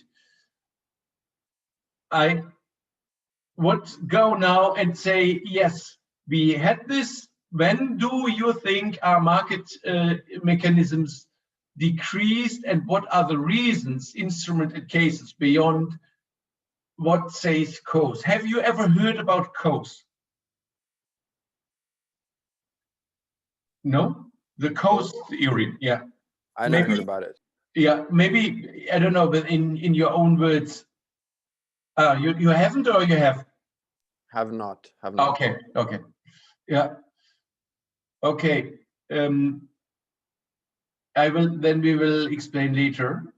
And can you give examples when do you know, maybe only this, can you give examples when governments should intervene social market systems, and then when, how, if they want to do it? Maybe there's some concrete instruments or cases. What do you think when governments say, oh, we have to do something here, that's not good, we have to intervene in our market system? Do you have an idea? Just in out of the blue, you can just brainstorm. When do we really, when governments say, no, we have to restrict, we have to stop, we have to maybe help, we have to support, when is it done normally? I can give an example. Maybe, for example, in times like the Corona pandemic, for example, when due to like restrictions, a lot of businesses can't stay open. So, for example, in the US, they gave like a stimulus check to like all citizens who are making below 70,000 USD annually. Yeah. So that might be an example where they intervene and like kind of go beyond what the market would say, you know, and just like literally just give people a sum of cash. Exactly. This would be a direct transfer. You intervene the market system, but there is a need to do so to support people. That's it. Also, that you say there are minimum requirements of a living standard, and if people are below this, this is a general, the dole or the government support, that if you have a social misery, you do it. It's a social motivation. Yeah, also in cities where like rent can get really high and there's a lot of tourists, like for example in Amsterdam, there's also like different policies to like cap the rent so that people don't just like extort people too much and like kick the gentrify essentially. You know? We have here the Mietendeckel, this upper threshold. Now that we can. They have been lowered, the rents. It's exactly like maybe in Amsterdam, you said? Or where was it? Amsterdam, That was the city that I used. Yeah, it's the same like in Amsterdam. Here it is the same attempt, and it is a big discussion, but there is a right to have good living standards and also to not have a very high rent. And there is a clear intervention now in Berlin into the market, in the housing market, the dwellings, the dwelling market, and that is exactly this. What is intended to do it. Whether this effect is always positive or negative, because it's a really hard discussion right now. Because with this, they also broke a little bit the market, and there's no new investment. What people hear. Maybe it has also a slight negative effect on investment behavior of housing, of houses or investment projects to build apartments and so on. But you know, it is sometimes also the intervention intended for positive, no? And that is exactly where this is decided. And now the Supreme Court in Germany, they will decide very soon on whether this will be skipped or not, what is intended to do here in Berlin, because it's because whether it is at constitutional level in line with the constitution or not. And this is a big question with exactly with the housing, with the rent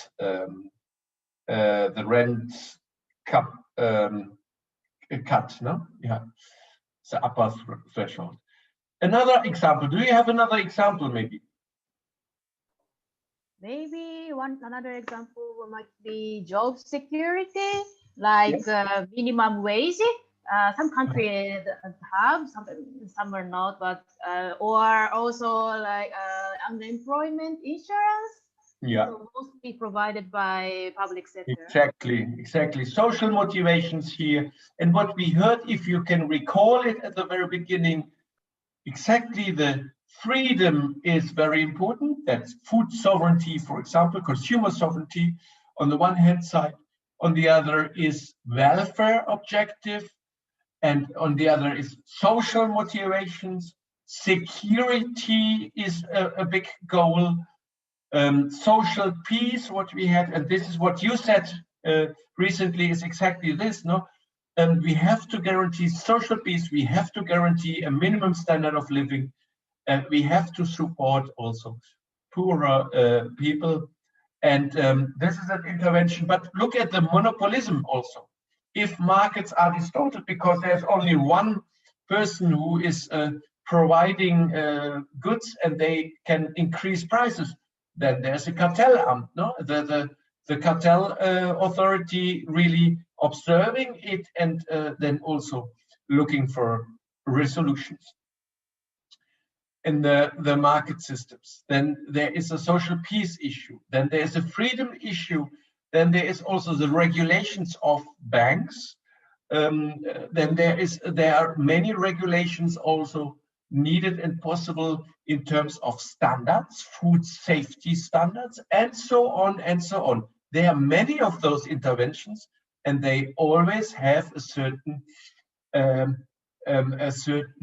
objective. And food safety is, of course, that we have a high quality of food. The food standards are one of the highest in the world at a European level, and there are many of those. I will come with an example also later. That means there is a clear, let's go dive into this. There is a clear economic system of soziale Marktwirtschaft, social market system. There we have lots of subsidies. When do you think subsidies should be paid and when not?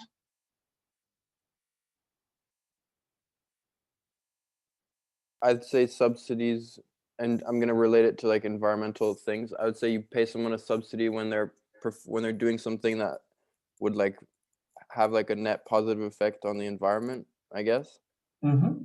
Yes, but one say normally, yes, that's true. One say normally for a time that is really that is time restricted. It should be done, that's what you meant. But it should be not permanently done. And what was heavily criticized, we come to this environmental policy of the CAP regime, Common Agriculture Policy, is that the Common Agriculture Policy had per se a permanent intervention price policy of supporting farmers that is not intended in a subsidy normally. But of course, to change markets, like in the environmental markets, what we have, the renewable energy law is paying electricity guarantee prices to change exactly the entire energy sources and to accelerate this kind of market system and to be able that markets can be generated. Therefore, subsidies are wonderful and also allowed. And also at constitutional level allowed. But of course, WTO, you know that there's always, when subsidies are classified as as negative and positive when it's allowed and not. There are really courts really judging on it. Direct interference, filing minimum conditions is typical environmental policies, and public provision of goods and services, of course, is also an intention to do when one should interfere in order to protect goods and services that are, of course, positive, no? The positive ones. Market conformity is exactly that no distortional effects you have at the transfer policy. It's that you have a welfare effect, but not in terms of the efficiency criteria of optimal allocation. You do not distort to give 1 million to a farmer in terms of the market itself, that the market system is distorted. Manipulation of prices, the monopolism, taxation, subsidies, and national and external trade, and the fixing of prices as an intervention. This is exactly this what is really normally banned. It is not intended to do the fixing of prices because it has heavy welfare losses. It causes heavy losses. Then the idea of interference intensity is really looking at those policy fields. Structural policies, we want to have desired intrasectoral allocation of primary factors. We want to have also the structural policy, the good conditions that also economy and also other ideas can be evolved. No, social structures is of course to support people, but economical structures is that infrastructure is there in order to make economic growth happen.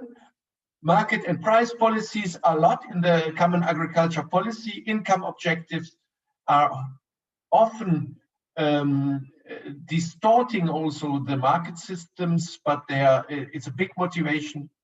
Security of supply, objectives of competitiveness. Security of supply is really food security is also a goal at a national level, to be not too much depending on other markets, world markets, for example. And the social and transfer policy, income taxation, households as one applied policy field, agri-environmental policies, internalization of externalities or external effects, what we several times had already, we now deepen this. That means that is one issue where we have applied policies. What we heard also as one example now, and then development politics, what I said at the beginning, is it a political motivation or is it really the intention to support and to help people? International distribution objectives, of course, it's also the power relations in the world is also one issue here. Research, educational and technological policy is really the progress objectives. Really can be really guarantee progress by technology transfer, by research, accelerating, pushing technology, technological progress, and educational is really guaranteeing the backbone of a society that we have good systems. If we look at the reasons for market failure, it is exactly its non-excludability of public goods. It is, of course, everybody breathes the air we have, but if it's so polluted, we are really damaged, and we need to pose certain conditions on factories who pollute air.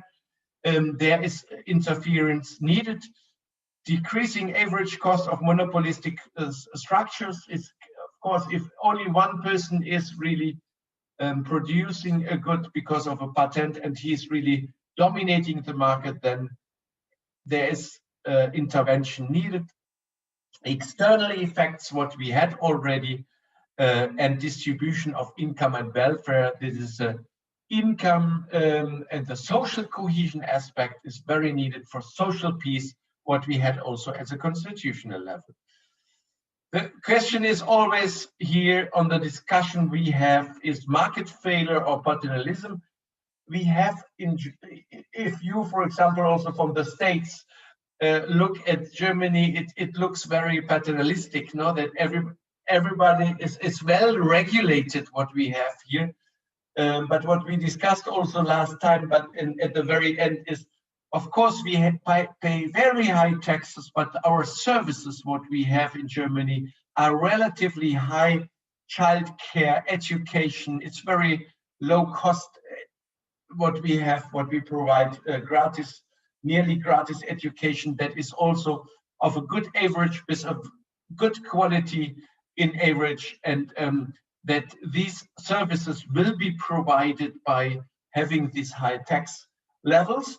And the other question is, how much regulation do we need, and when is it too much? Where people feel, you see the example of wearing masks, that there is a certain limit where people also get annoyed on not having individual freedom, and where they feel regulated, and their threshold is at each individual very different, but also the overall regulation, the societies react very sensitive, but differently to regulations, no? And I think in Germany we are well used to have regulations. If we look in this external effects, we have exactly those social marginal costs.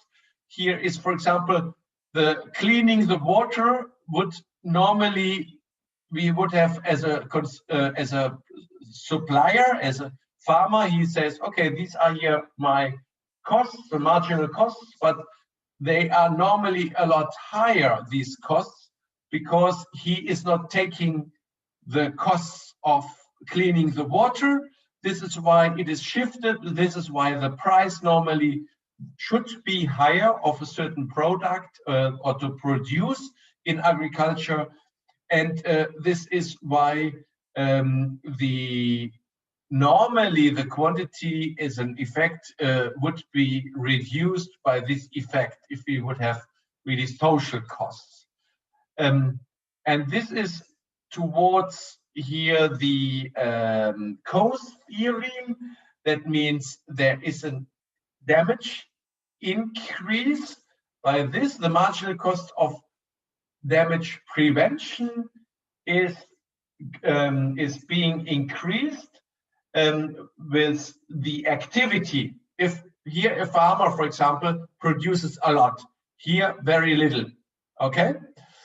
And this is a quantity. And this is a marginal cost of loss damage prevention. That means the costs for loss damage prevention with rising would be increased, and the marginal damage is increased dramatically.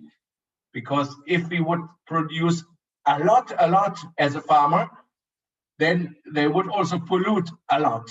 That means the water would be, the water leaching, the nitrate would be, the concentration would be risen, and these costs would be very high at this stage when farmers produce a maximum.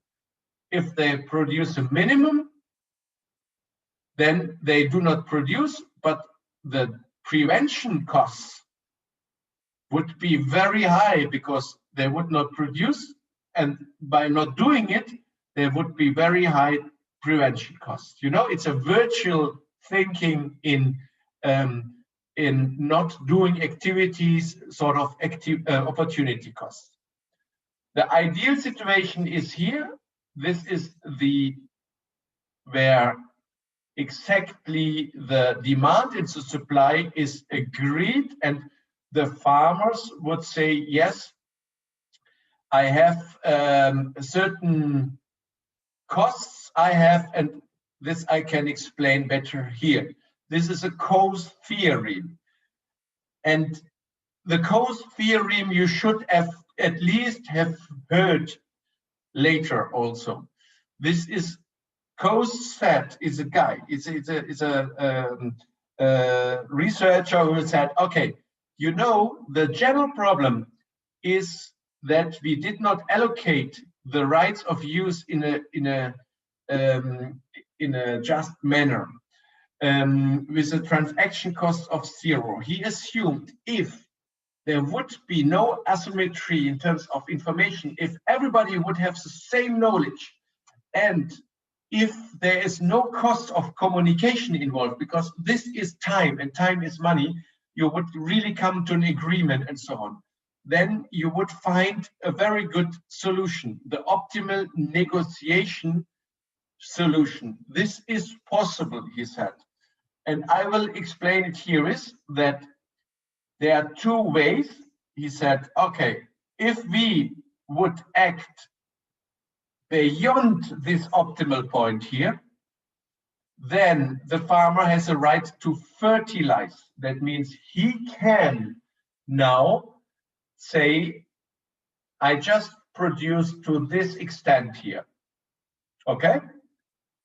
That means he would produce maximum, and he would say, okay, I pollute and there are costs, and these are the costs, what you see here. So, and now the costs for the water work are this. They have really to pay for the cleaning the water because the concentration of nitrate is risen in the water. They have additional costs. The farmer said, yes, I have also costs if I would reduce. They would reduce from here to here. And then he said, okay, B pays to A. This is exactly this field. That means the water work pays to the farmers this amount that he has a compensation for the loss of the production reduction. Okay, is it understandable? The farmer reduced from here, again, from here to here. This is a total cost of the damage. The water work has this kind of cost, but they pay the farmer a compensation of this amount. The farmer would not have losses, but they reduce their own reduction, their own production. Then it is less nitrate in the water. The water work has lost costs, and they pay only this. That means the benefit would be exactly the green area. Okay? Okay, so when they pay this purple amount, it means that the green amount they wouldn't have to pay for in terms of like cleaning the water, right? Exactly. Okay, yeah. And the costs, they would have lower costs, and this would be the ideal then situation to come to this ideal situation. That is, if farmers produce a lot more than they should do, and they do not obey the external effects, they do not consider external effects, they do the maximum, but then they once say, okay, you reduce, but we pay you a compensation, but we have less costs, and overall in terms of welfare, there is a win-win situation. That means this welfare analysis, again, it would be exactly the benefit is the upper part, the green part. And the other way around would be, this is just, again, a thinking. It is just a theoretical thinking. Or the polluter liability rule, it is liability rule. Haftungsrule is the farmers they generally have no right to produce anything. They would have very high Vermeidungskosten, this costs for not doing anything. They do not earn anything. These are the costs. These are the opportunity costs from them. No, and they cannot produce anything. They would have very high costs because they don't do anything. They should have 60,000 euro per year, but they don't do anything. These are 60,000 euro. are costs, no? And then they say, okay, but now I produce, but I pay the worker, the water work, I pay them this amount. And because then they can clean, they can cover the costs for my pollution. What I do, I pollute the water with this, what I do, and I pay them this amount, and then it would be exactly the same. The water work would have costs, but the costs would have exactly covered by the transfer, and this would be again the welfare gain or the benefit. Okay. So yeah, is another name for this polluter? Is it also known as like the polluter pays principle? I've heard of it as like PPP. Yeah, okay. Exactly. Yes, exactly. Yeah. And this I just put here as an idea of how one can really quantify it. No, this is liability rules, and it is also relatively, it works also in some areas. Can you imagine where? Because it's very simple. I gave the example. There are some cooperations between farmers and waterworks where it works. That is very localized. It is really, you can also have a look at on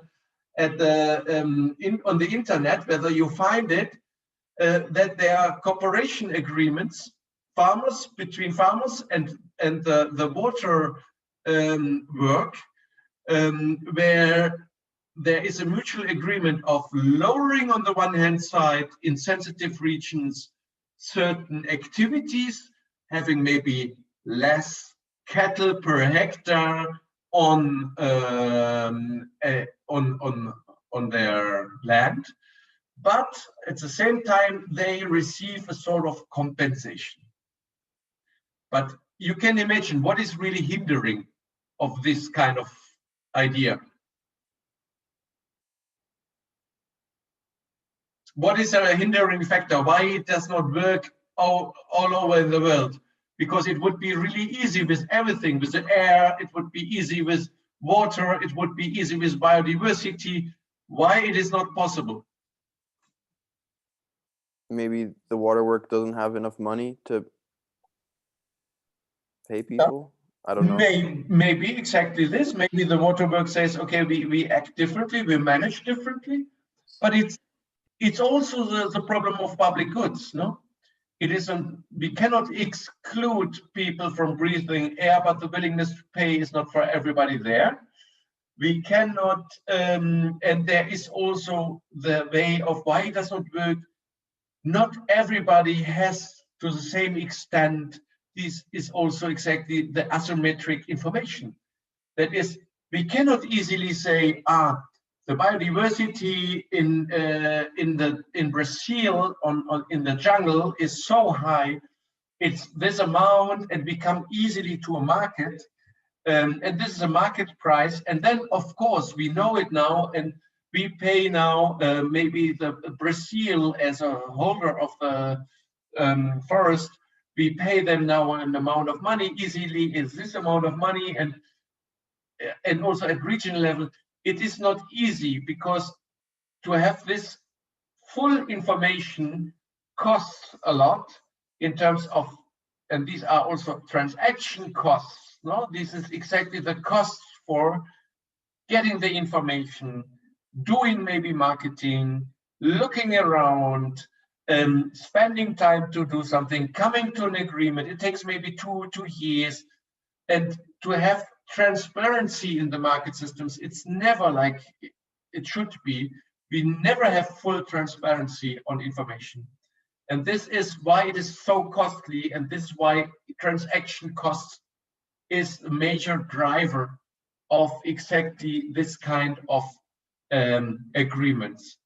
It would be easy if we would have full information and transparency on all actions. Then it would be really doable, but it is not. But there are cases where you find cost theorem implemented. You may have a look at it because it might be very interesting. And this is a major idea and reason why one say, yes, if it would be possible to quantify everything easily, then we would not have any external effects, not have any environmental degradation and pollution and so on. And we would have everything in the price internalized. That means the price, what we have, the social costs, would be in all cases where we have external effects higher. But of course, it is what you know. Of course, it is not doable in this way. There are many attempts. Maybe you know also other attempts of doing it. Have you heard about other attempts how to internalize external effects, maybe at a global level? Well, I would say the CO2 price is like one. Exactly. Exactly. This is the CO2 price. This is taxing products, maybe.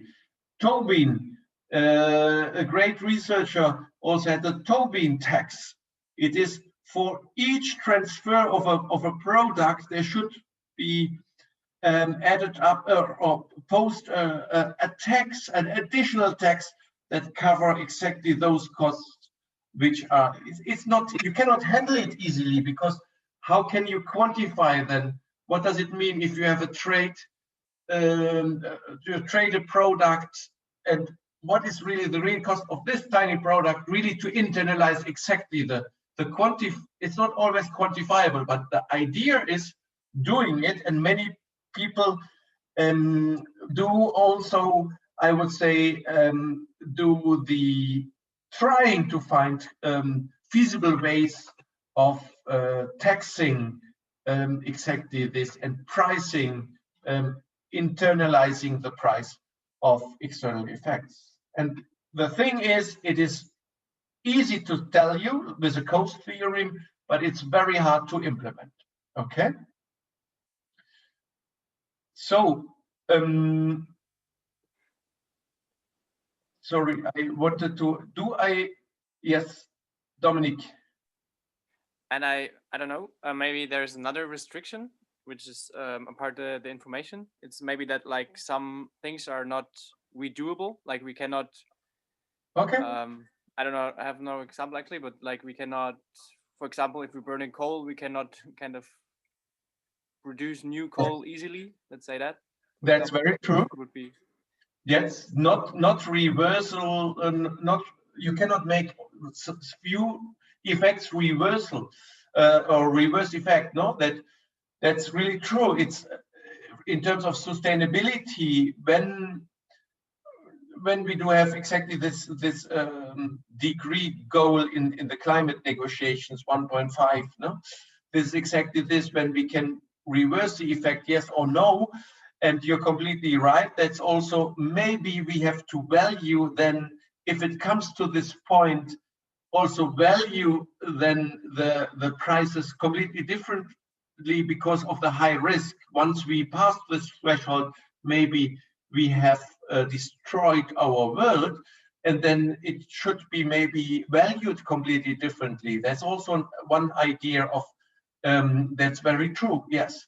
And it's also very true when the discussion and the thinking in when democratic systems should really be very restrictive against some people in order to let the democracy itself survive. That's also the question. No, it's also a very open question. There's, for example, people saying the climate deniers, they should not having any voice in the democratic system, because if they would grow in terms of power, we would destroy our own system itself, and it would implode. No, and some restrictions, harsher restrictions also. Democratic systems should be embedded or implemented here. And this is very true when restrictive instruments are needed and when not. And this is an open discussion, academic discussion always, no? And Another student said once, also in genetic modified issues, that would be also one issue where you said, no, there's no turning back, no reverse effect possible. It might be also that we would have destroyed.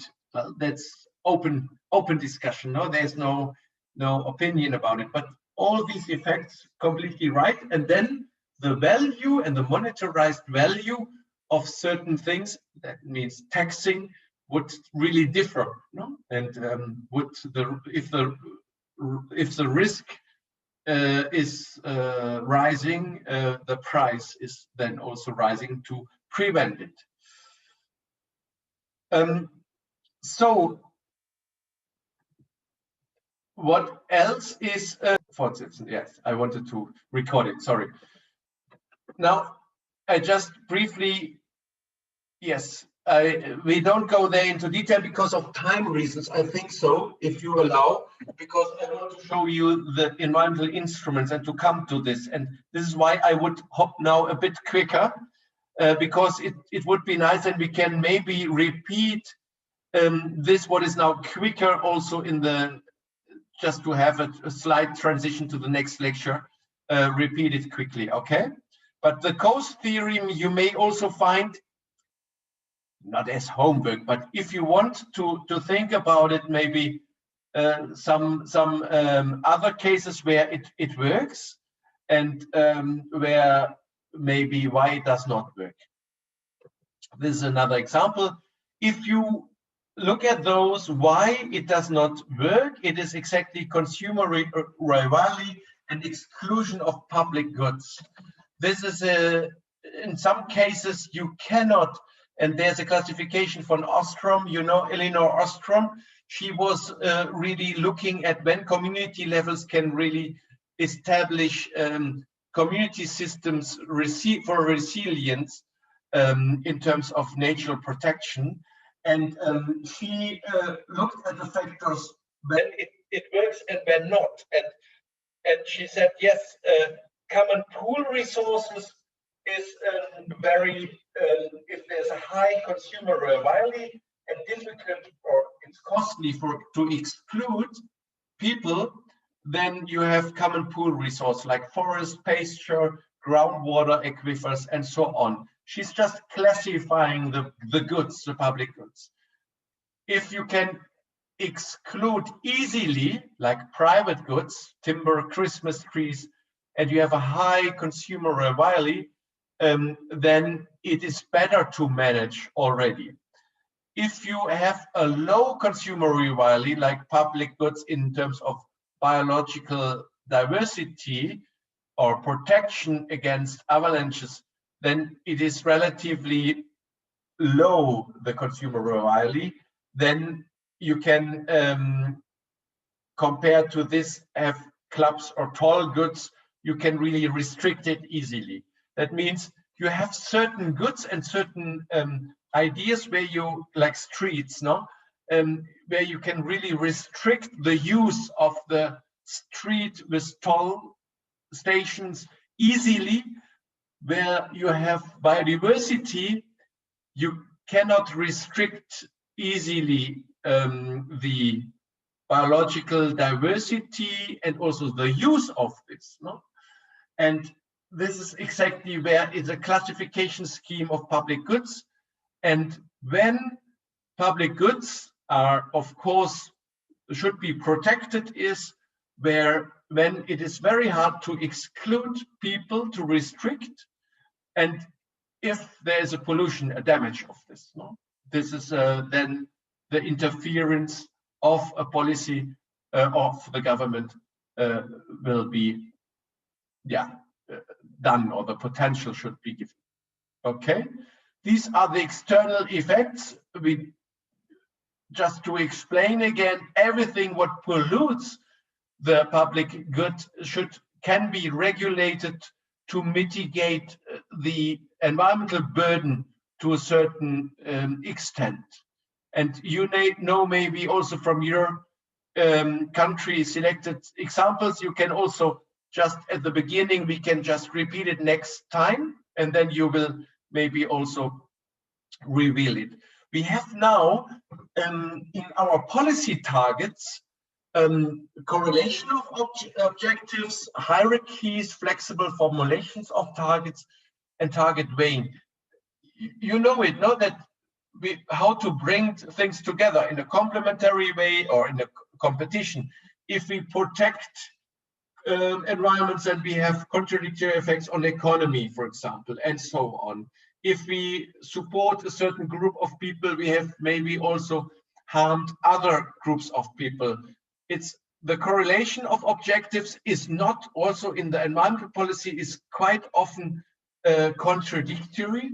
It's with special attention to the common agriculture reform at European level. Hierarchies, we have also more important objectives and less important ones. We formulate the targets like the nitrate threshold to be achieved. If not, there will be a fine. These are standards, no? And target weighing is what is really more important. First, clean waters, to clean the water. Secondly, maybe to maintain good fertility of soils, just as an example, no? And all the objectives in Germany, but also in general, are often in narratives summarized. That means these are light builder. This is stories that say, okay, we think in agroecological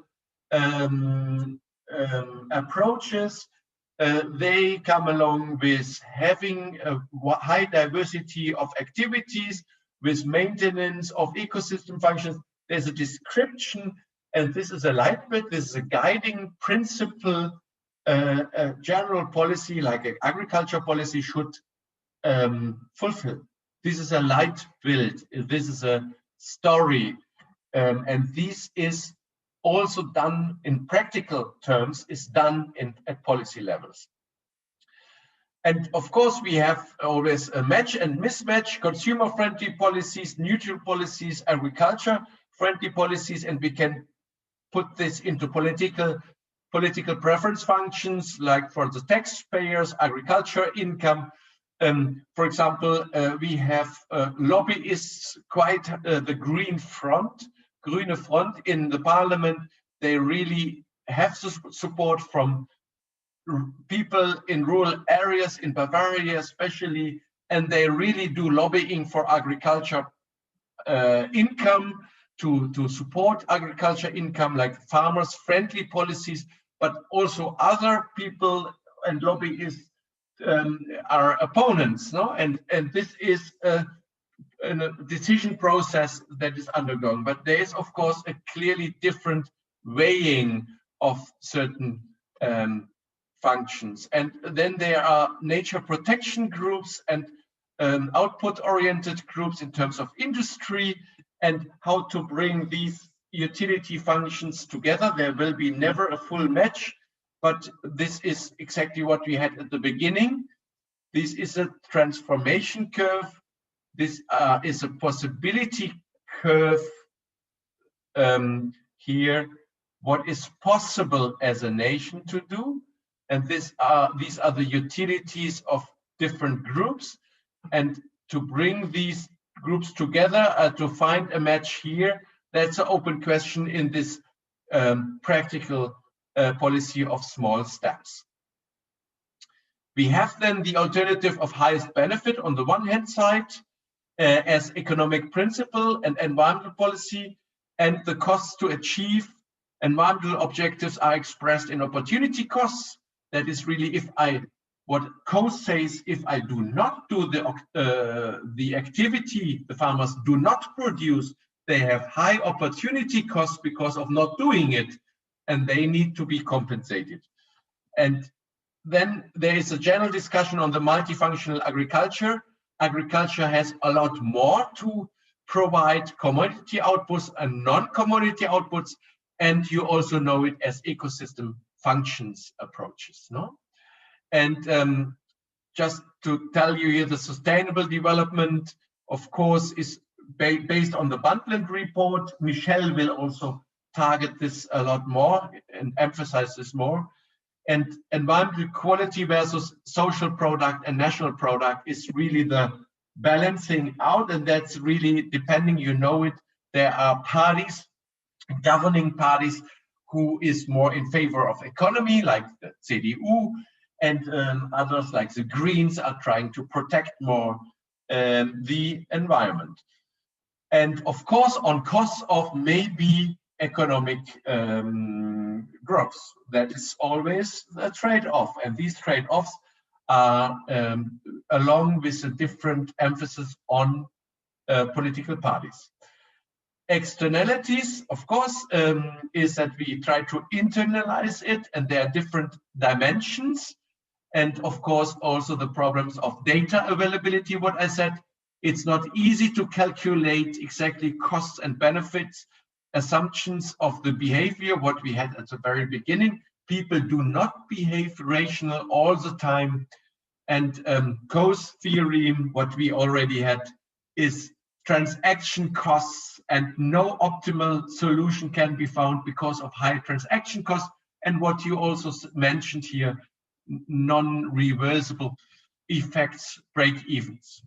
And there are policy cycles of how to do the policies. Is define the problem, alternative solutions, what I said with impact assessments, and to analyze the alternatives and to use exactly this option and alternative that is less harmful and reaches also the objective, and to monitor these, of course, to implement the decision and to monitor these. At a research level, we have also the science inputs. At a policy level, we guide, then we have agenda setting, and this is what we do with a policy level together. We formulate impact assessments and scenarios. This is an example of what I gave to you on the pesticides. This is exactly what perfectly fits into this cycle. We adopt maybe support advice of regularly, we give advice. There's a certain adoption and implementation of a certain program, then we evaluate the program itself. We say, was the program successful, yes or no? And then we say, yes, we can also maintenance and support maybe certain policy decision makers. So you see, depending on the actors, we have also different viewpoints. And this would be, just to give you example, it looks fuzzy, a very complex policy cycle, how an environmental program has been implemented, who was involved, what kind of actors were involved, and how difficult and complex it is. Here you see the implementation. This is like an implementation of an environmental program at a regional level, in, I would say, a district level, maybe the buffer zone program. That would be exactly the buffer zone program. To do so in a state, you see that there's a drafting report, several lender and meetings are implemented, and they come and they give advice. Technical departments of scientists and experts and associations give advice. They come in an iterative process all the time, and there is a draft version finished by the buffer zone program. The buffer zone program here is in a sketch available. The program is outlined. The ministry gives advice of the buffer zone program. Yes, it's cool or it's not good. And then the agriculture agencies do commenting. Then a coordination crew or team is looking at it, looking at technical doability, feasibility, and the ministry BMEL, now it was in former times BMVEL, the Ministry of Agriculture says yes or no, and corresponds also to the EU Commission. And then the Ministry of Justice is testing this program, whether this is conform what we had? Can we interfere into the market system? Can we regulate? Do we have the right to do this? Yes or no? It will be legal-wise proved. This is why I said also at the very beginning, yes, why we can interfere in the market system. There is an approval of the Ministry of Justice for the buffer zone program, for this what we heard in the pesticides. Yes, we can implement such a program, yes or no? That's possible, yes or no? And then there is an implementation phase. That means there will be then the local authorities and the farmers come together with the agencies at a local level, and they will implement it, and there will be, of course, also an evaluation. And after this evaluation, there will be maybe also an amendment of the program itself. Okay? This is a perfect example how policy and environmental policies are really implemented. Is there any question? Okay. It's recorded. You can also watch the video again. Then political lobbying, what I mentioned is a lot of different groups and subgroups of different parties are there to support exactly maybe agriculture friendly policies. This is very true in Germany, the Grüne Front. Rent-seeking behavior is, if we abolish certain instruments, people saying immediately we have to compensate this loss. This is exactly what says also Kaldor-Hicks, what we have as a principle. And also that would say, Pareto would say, no, we cannot abolish because it would, you know, there is a certain criteria how to design policies, and the transaction costs are very high, and therefore we have asymmetry in distribution of information. Therefore, we cannot immediately, like Coase theory, say we come to a certain perfect internalization of external effects. We have different determinants for building policy instruments at a demand side. We can really look at the consumer tastes and preferences and to change it. We can consumer interested in product A or B. We can change the number of buyers in the market. An increased number of interested buyer or consumers will lead to an increased demand for the product.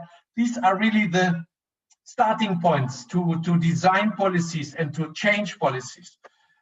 We have consumer income can be, of course, with taxes also interfered.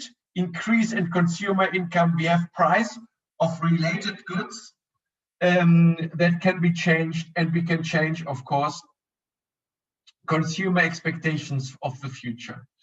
These are like how to design sustainable policies and what is determining what can be changed, where is really the leverage, where is really the point of changing systems. That's very important also maybe for your term paper if you would like to go into this in this field. On the supply side, it is exactly the same. We can change input costs with taxes and so on. We can also lower input costs, of course. We can interfere and accelerate production technologies. We can also have an entry point in taxes subsidies, price or other goods of the supplier could produce. How does it relate to opportunity costs? Supplier expectations we can change, of course, and the number of sellers and suppliers in market systems. That means here you see also this field where how we can design sustainable development determinants, and on top of this, how to build policy instruments from the supply side. These are the starting points, the entry points to do so. And if we look now, the last two slides, or I think very few slides. If we look now we have quarter two, in the environmental instruments, I gave you now a very small wrap up, and we will dive into this next time. We have then environmental instruments on distorting policies like export subsidies. That means that the government is paying additional money to export surpluses. That means that goods that are not anymore used to Africa and they destroy markets, but this is a welfare loss, of course. And this is also mitigated now. This is completely phased out at common agriculture policy level right now. Internal interventions are heavily reduced at common agriculture policy now, but because they have also a welfare loss as the biggest effect. External protection, tariffs, quotas are being phased out also in terms of like milk quota or sugar quota we had at the before, and now it is phased out. Quota systems causes welfare losses in general. We have a lot of liability rules, co-steering, but it is unclear. Co-steering is not to be implemented in most cases, but there are a lot of liability legislation rules where one intends to do it. That means in legal terms, there is a guiding principle of co-steering. Liability rules are in the States a lot higher and restrictive. You can accuse a lot more easy than in the German legal system. Unclear property rights as one reason, then market failure, non-excludability, free rider principle is that people are just there and they participate from benefits, but they do not pay. And non-rivalry in consumption, we cannot exclude also then certain goods and services. This is environmental degradation as a major effect, and also externalities, welfare losses involved. Okay. And last but not least, and this is our current policy, very much driven by condition standards to set standards to be achieved. Filing, as if you do not accomplish the thresholds of nitrogen concentration, there will be fines. And then tradable emission permits as a very economic tradable system that is highly effective in terms of minimized distortional effect in terms of market. It's a good market, effective market and efficient market system, but the CO2 system does not work very well because the price is very low so far. Environmental liability rules is really, if you damage, you have to pay compensation, you have to reduce your this damage via laws and orders. This is a pragmatic environmental policy what we have, and this is where we have doable, feasible, very feasible, the policy of small steps. This is our current policy, but we have, of course, high opportunity costs and high costs of regulations, because setting a standard, control costs, regulation costs, these kind of costs are, these policies are very costly. And this is also how costly is the common agriculture policy in terms of its implementation. Okay. And if we look now at the related, and you find also a document on the environmental policy instruments, we have different clustered policy instruments in the agriculture policy, but also in general. Subsidy reduction using like markets. We can reduce the subsidy, like here an example, export subsidies. We have environmental charges. We can introduce and pose a tax, maybe entrance on or tax at national parks. Really to say with this income, we can also have can mitigate the environmental pollution. User charges, We can have deposit of toxic pesticide boxes, for example. We can deposit of toxic boxes in terms of deposit funds, like systems that can really compensate certain damages, like centralized budgets.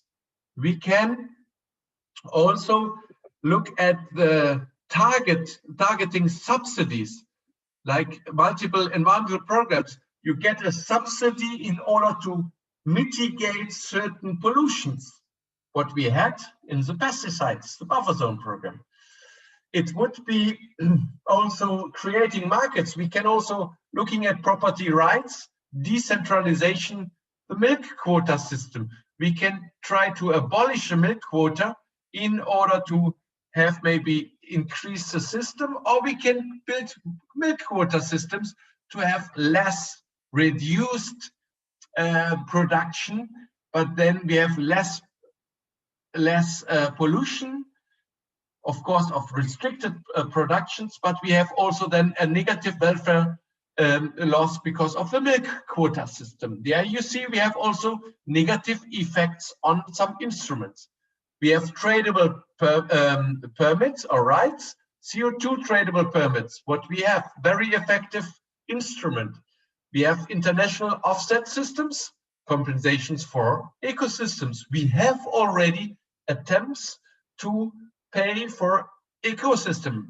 That is exactly the environmental programs, you know, and the ecosystems are that agriculture has a special role, that they do not provide only the food, they provide also a lot of other functions, like the leisure function, like to maintain a certain landscape and so on, the non-commodities. Environmental regulations are standards like nitrate threshold, bans, active substances as a ban, pesticides maybe are not allowed, zoning in certain zones, you cannot apply certain pesticides or fertilizers. We can have permits and quotas, milk sugar system as one example, the zoning, what I meant already, buffer zone pesticides, and voluntarily agreements. COOLA program, we will come to this as an agreement between actors to have compensations if we keep environmental standards. We have then engaging the public policy. That means LEADER program of the EU as one program, a typical program. We have information nudging. Nudging is to give hints to consumers to steer them in their educational behavioral function, that consumers change their mind and they go not for the sugar products, but they go for the healthy products, or they do not buy the unhealthy product, or they go for the environmental protection in their decision on the choice of their purchase. Auditing, revision of environmental status, labeling, fair trade labeling of coffee as one example, and certification. We certify certain products with a high environmental standards, and therefore it entails already, or it involves already the external effects and has higher standards, but you pay a higher price. This is the general overview of the environmental instruments related to CAP, to agriculture policy. We will reveal it next time, but it is very important to have those in a classified way, that you have a look and feel how it works.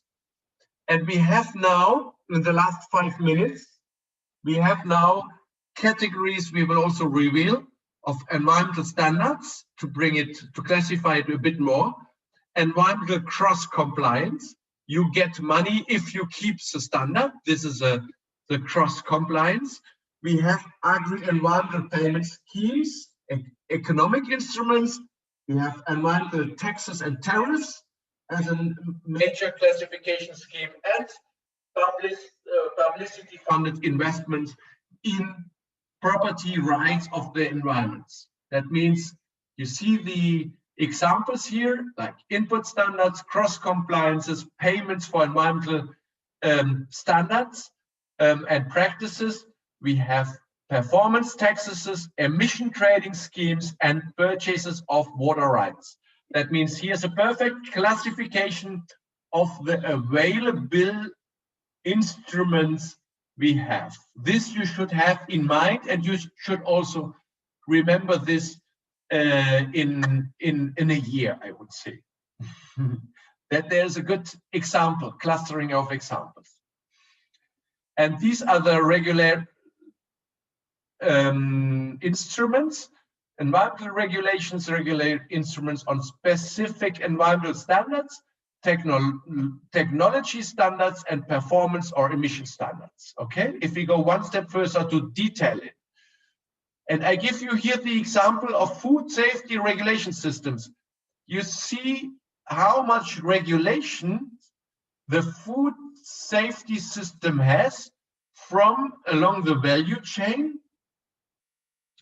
And I don't go into detail here, but you see the different steps von fachlicher Praxis, like guiding principles, policy objectives, process standards, laws, product standards, process protection of risk, and treatment or trade standards. You see here many different regulations only for one field, and this is food. That means it is so complex, the issue, and there are many institutions involved here. Just to give you the example. And then the hybrid instruments on cross-compliance and baseline eligibility, and the economic instruments listed here as environmental taxes, environmental subsidies, environmental tenders, tradable allowances in UFE programs, and public investments and research and development investments, in research and development. You see also here the different angles, and this classification of the instruments should help you to classify the environmental instruments, what we have now defined, and we will repeat it the next time. I would love to dive into maybe at the beginning in a very short discussion on what you can recall. And then we have also the sustainable levels and some examples on sustainable developments, how we can design sustainable developments with this, using this kind of instruments. And you have seen the SDGs and ecosystem function approaches as some examples. I don't go into detail here. I list here, and please have a look at this as a final remark, on the global sustainable instruments, on conventions, on protocols, and what kind of field is here touched, from the global systems to then also how it is designed then at the common agriculture policy. With this, I'd like to finish. I promise to reveal the last part of the instruments, to repeat it next time, because it's important that we have now, from the theory towards the actual policy making to the policy instruments, a full overview. And I hope that you understand didactically also. From those, we come now to the actual policy design of common agriculture policy, how it is implemented at European context, at European agriculture policy level. With this, I'd like to thank you very much, and tell me, maybe as a very brief feedback for those of you who are still in, whether you would like to have certain wishes for next time in terms of to repeat it, the repetition of the instruments, and that we start with a discussion on the instruments, because it was now quite quick as an introduction. Any feedback, comment? Yeah, I like that idea. Okay, great, thank you. That we repeat exactly this, that we have maybe driven into these political instruments and to the classification, and that we learn how policy instrument can be classified, and then we come to the common agriculture policy and how it is implemented at a European level. Okay? Thank you very much. Is there any question also with regard to your term paper, with regard to your paper as such? It is now the time also to clarify it and to say, yes, I liked it very much, but I'm still insecure on my topic. I don't know how to complement my term paper with other term papers, how I can do it. Do you need some clarifications? Let me know. It's now the time to do so. I will now stop the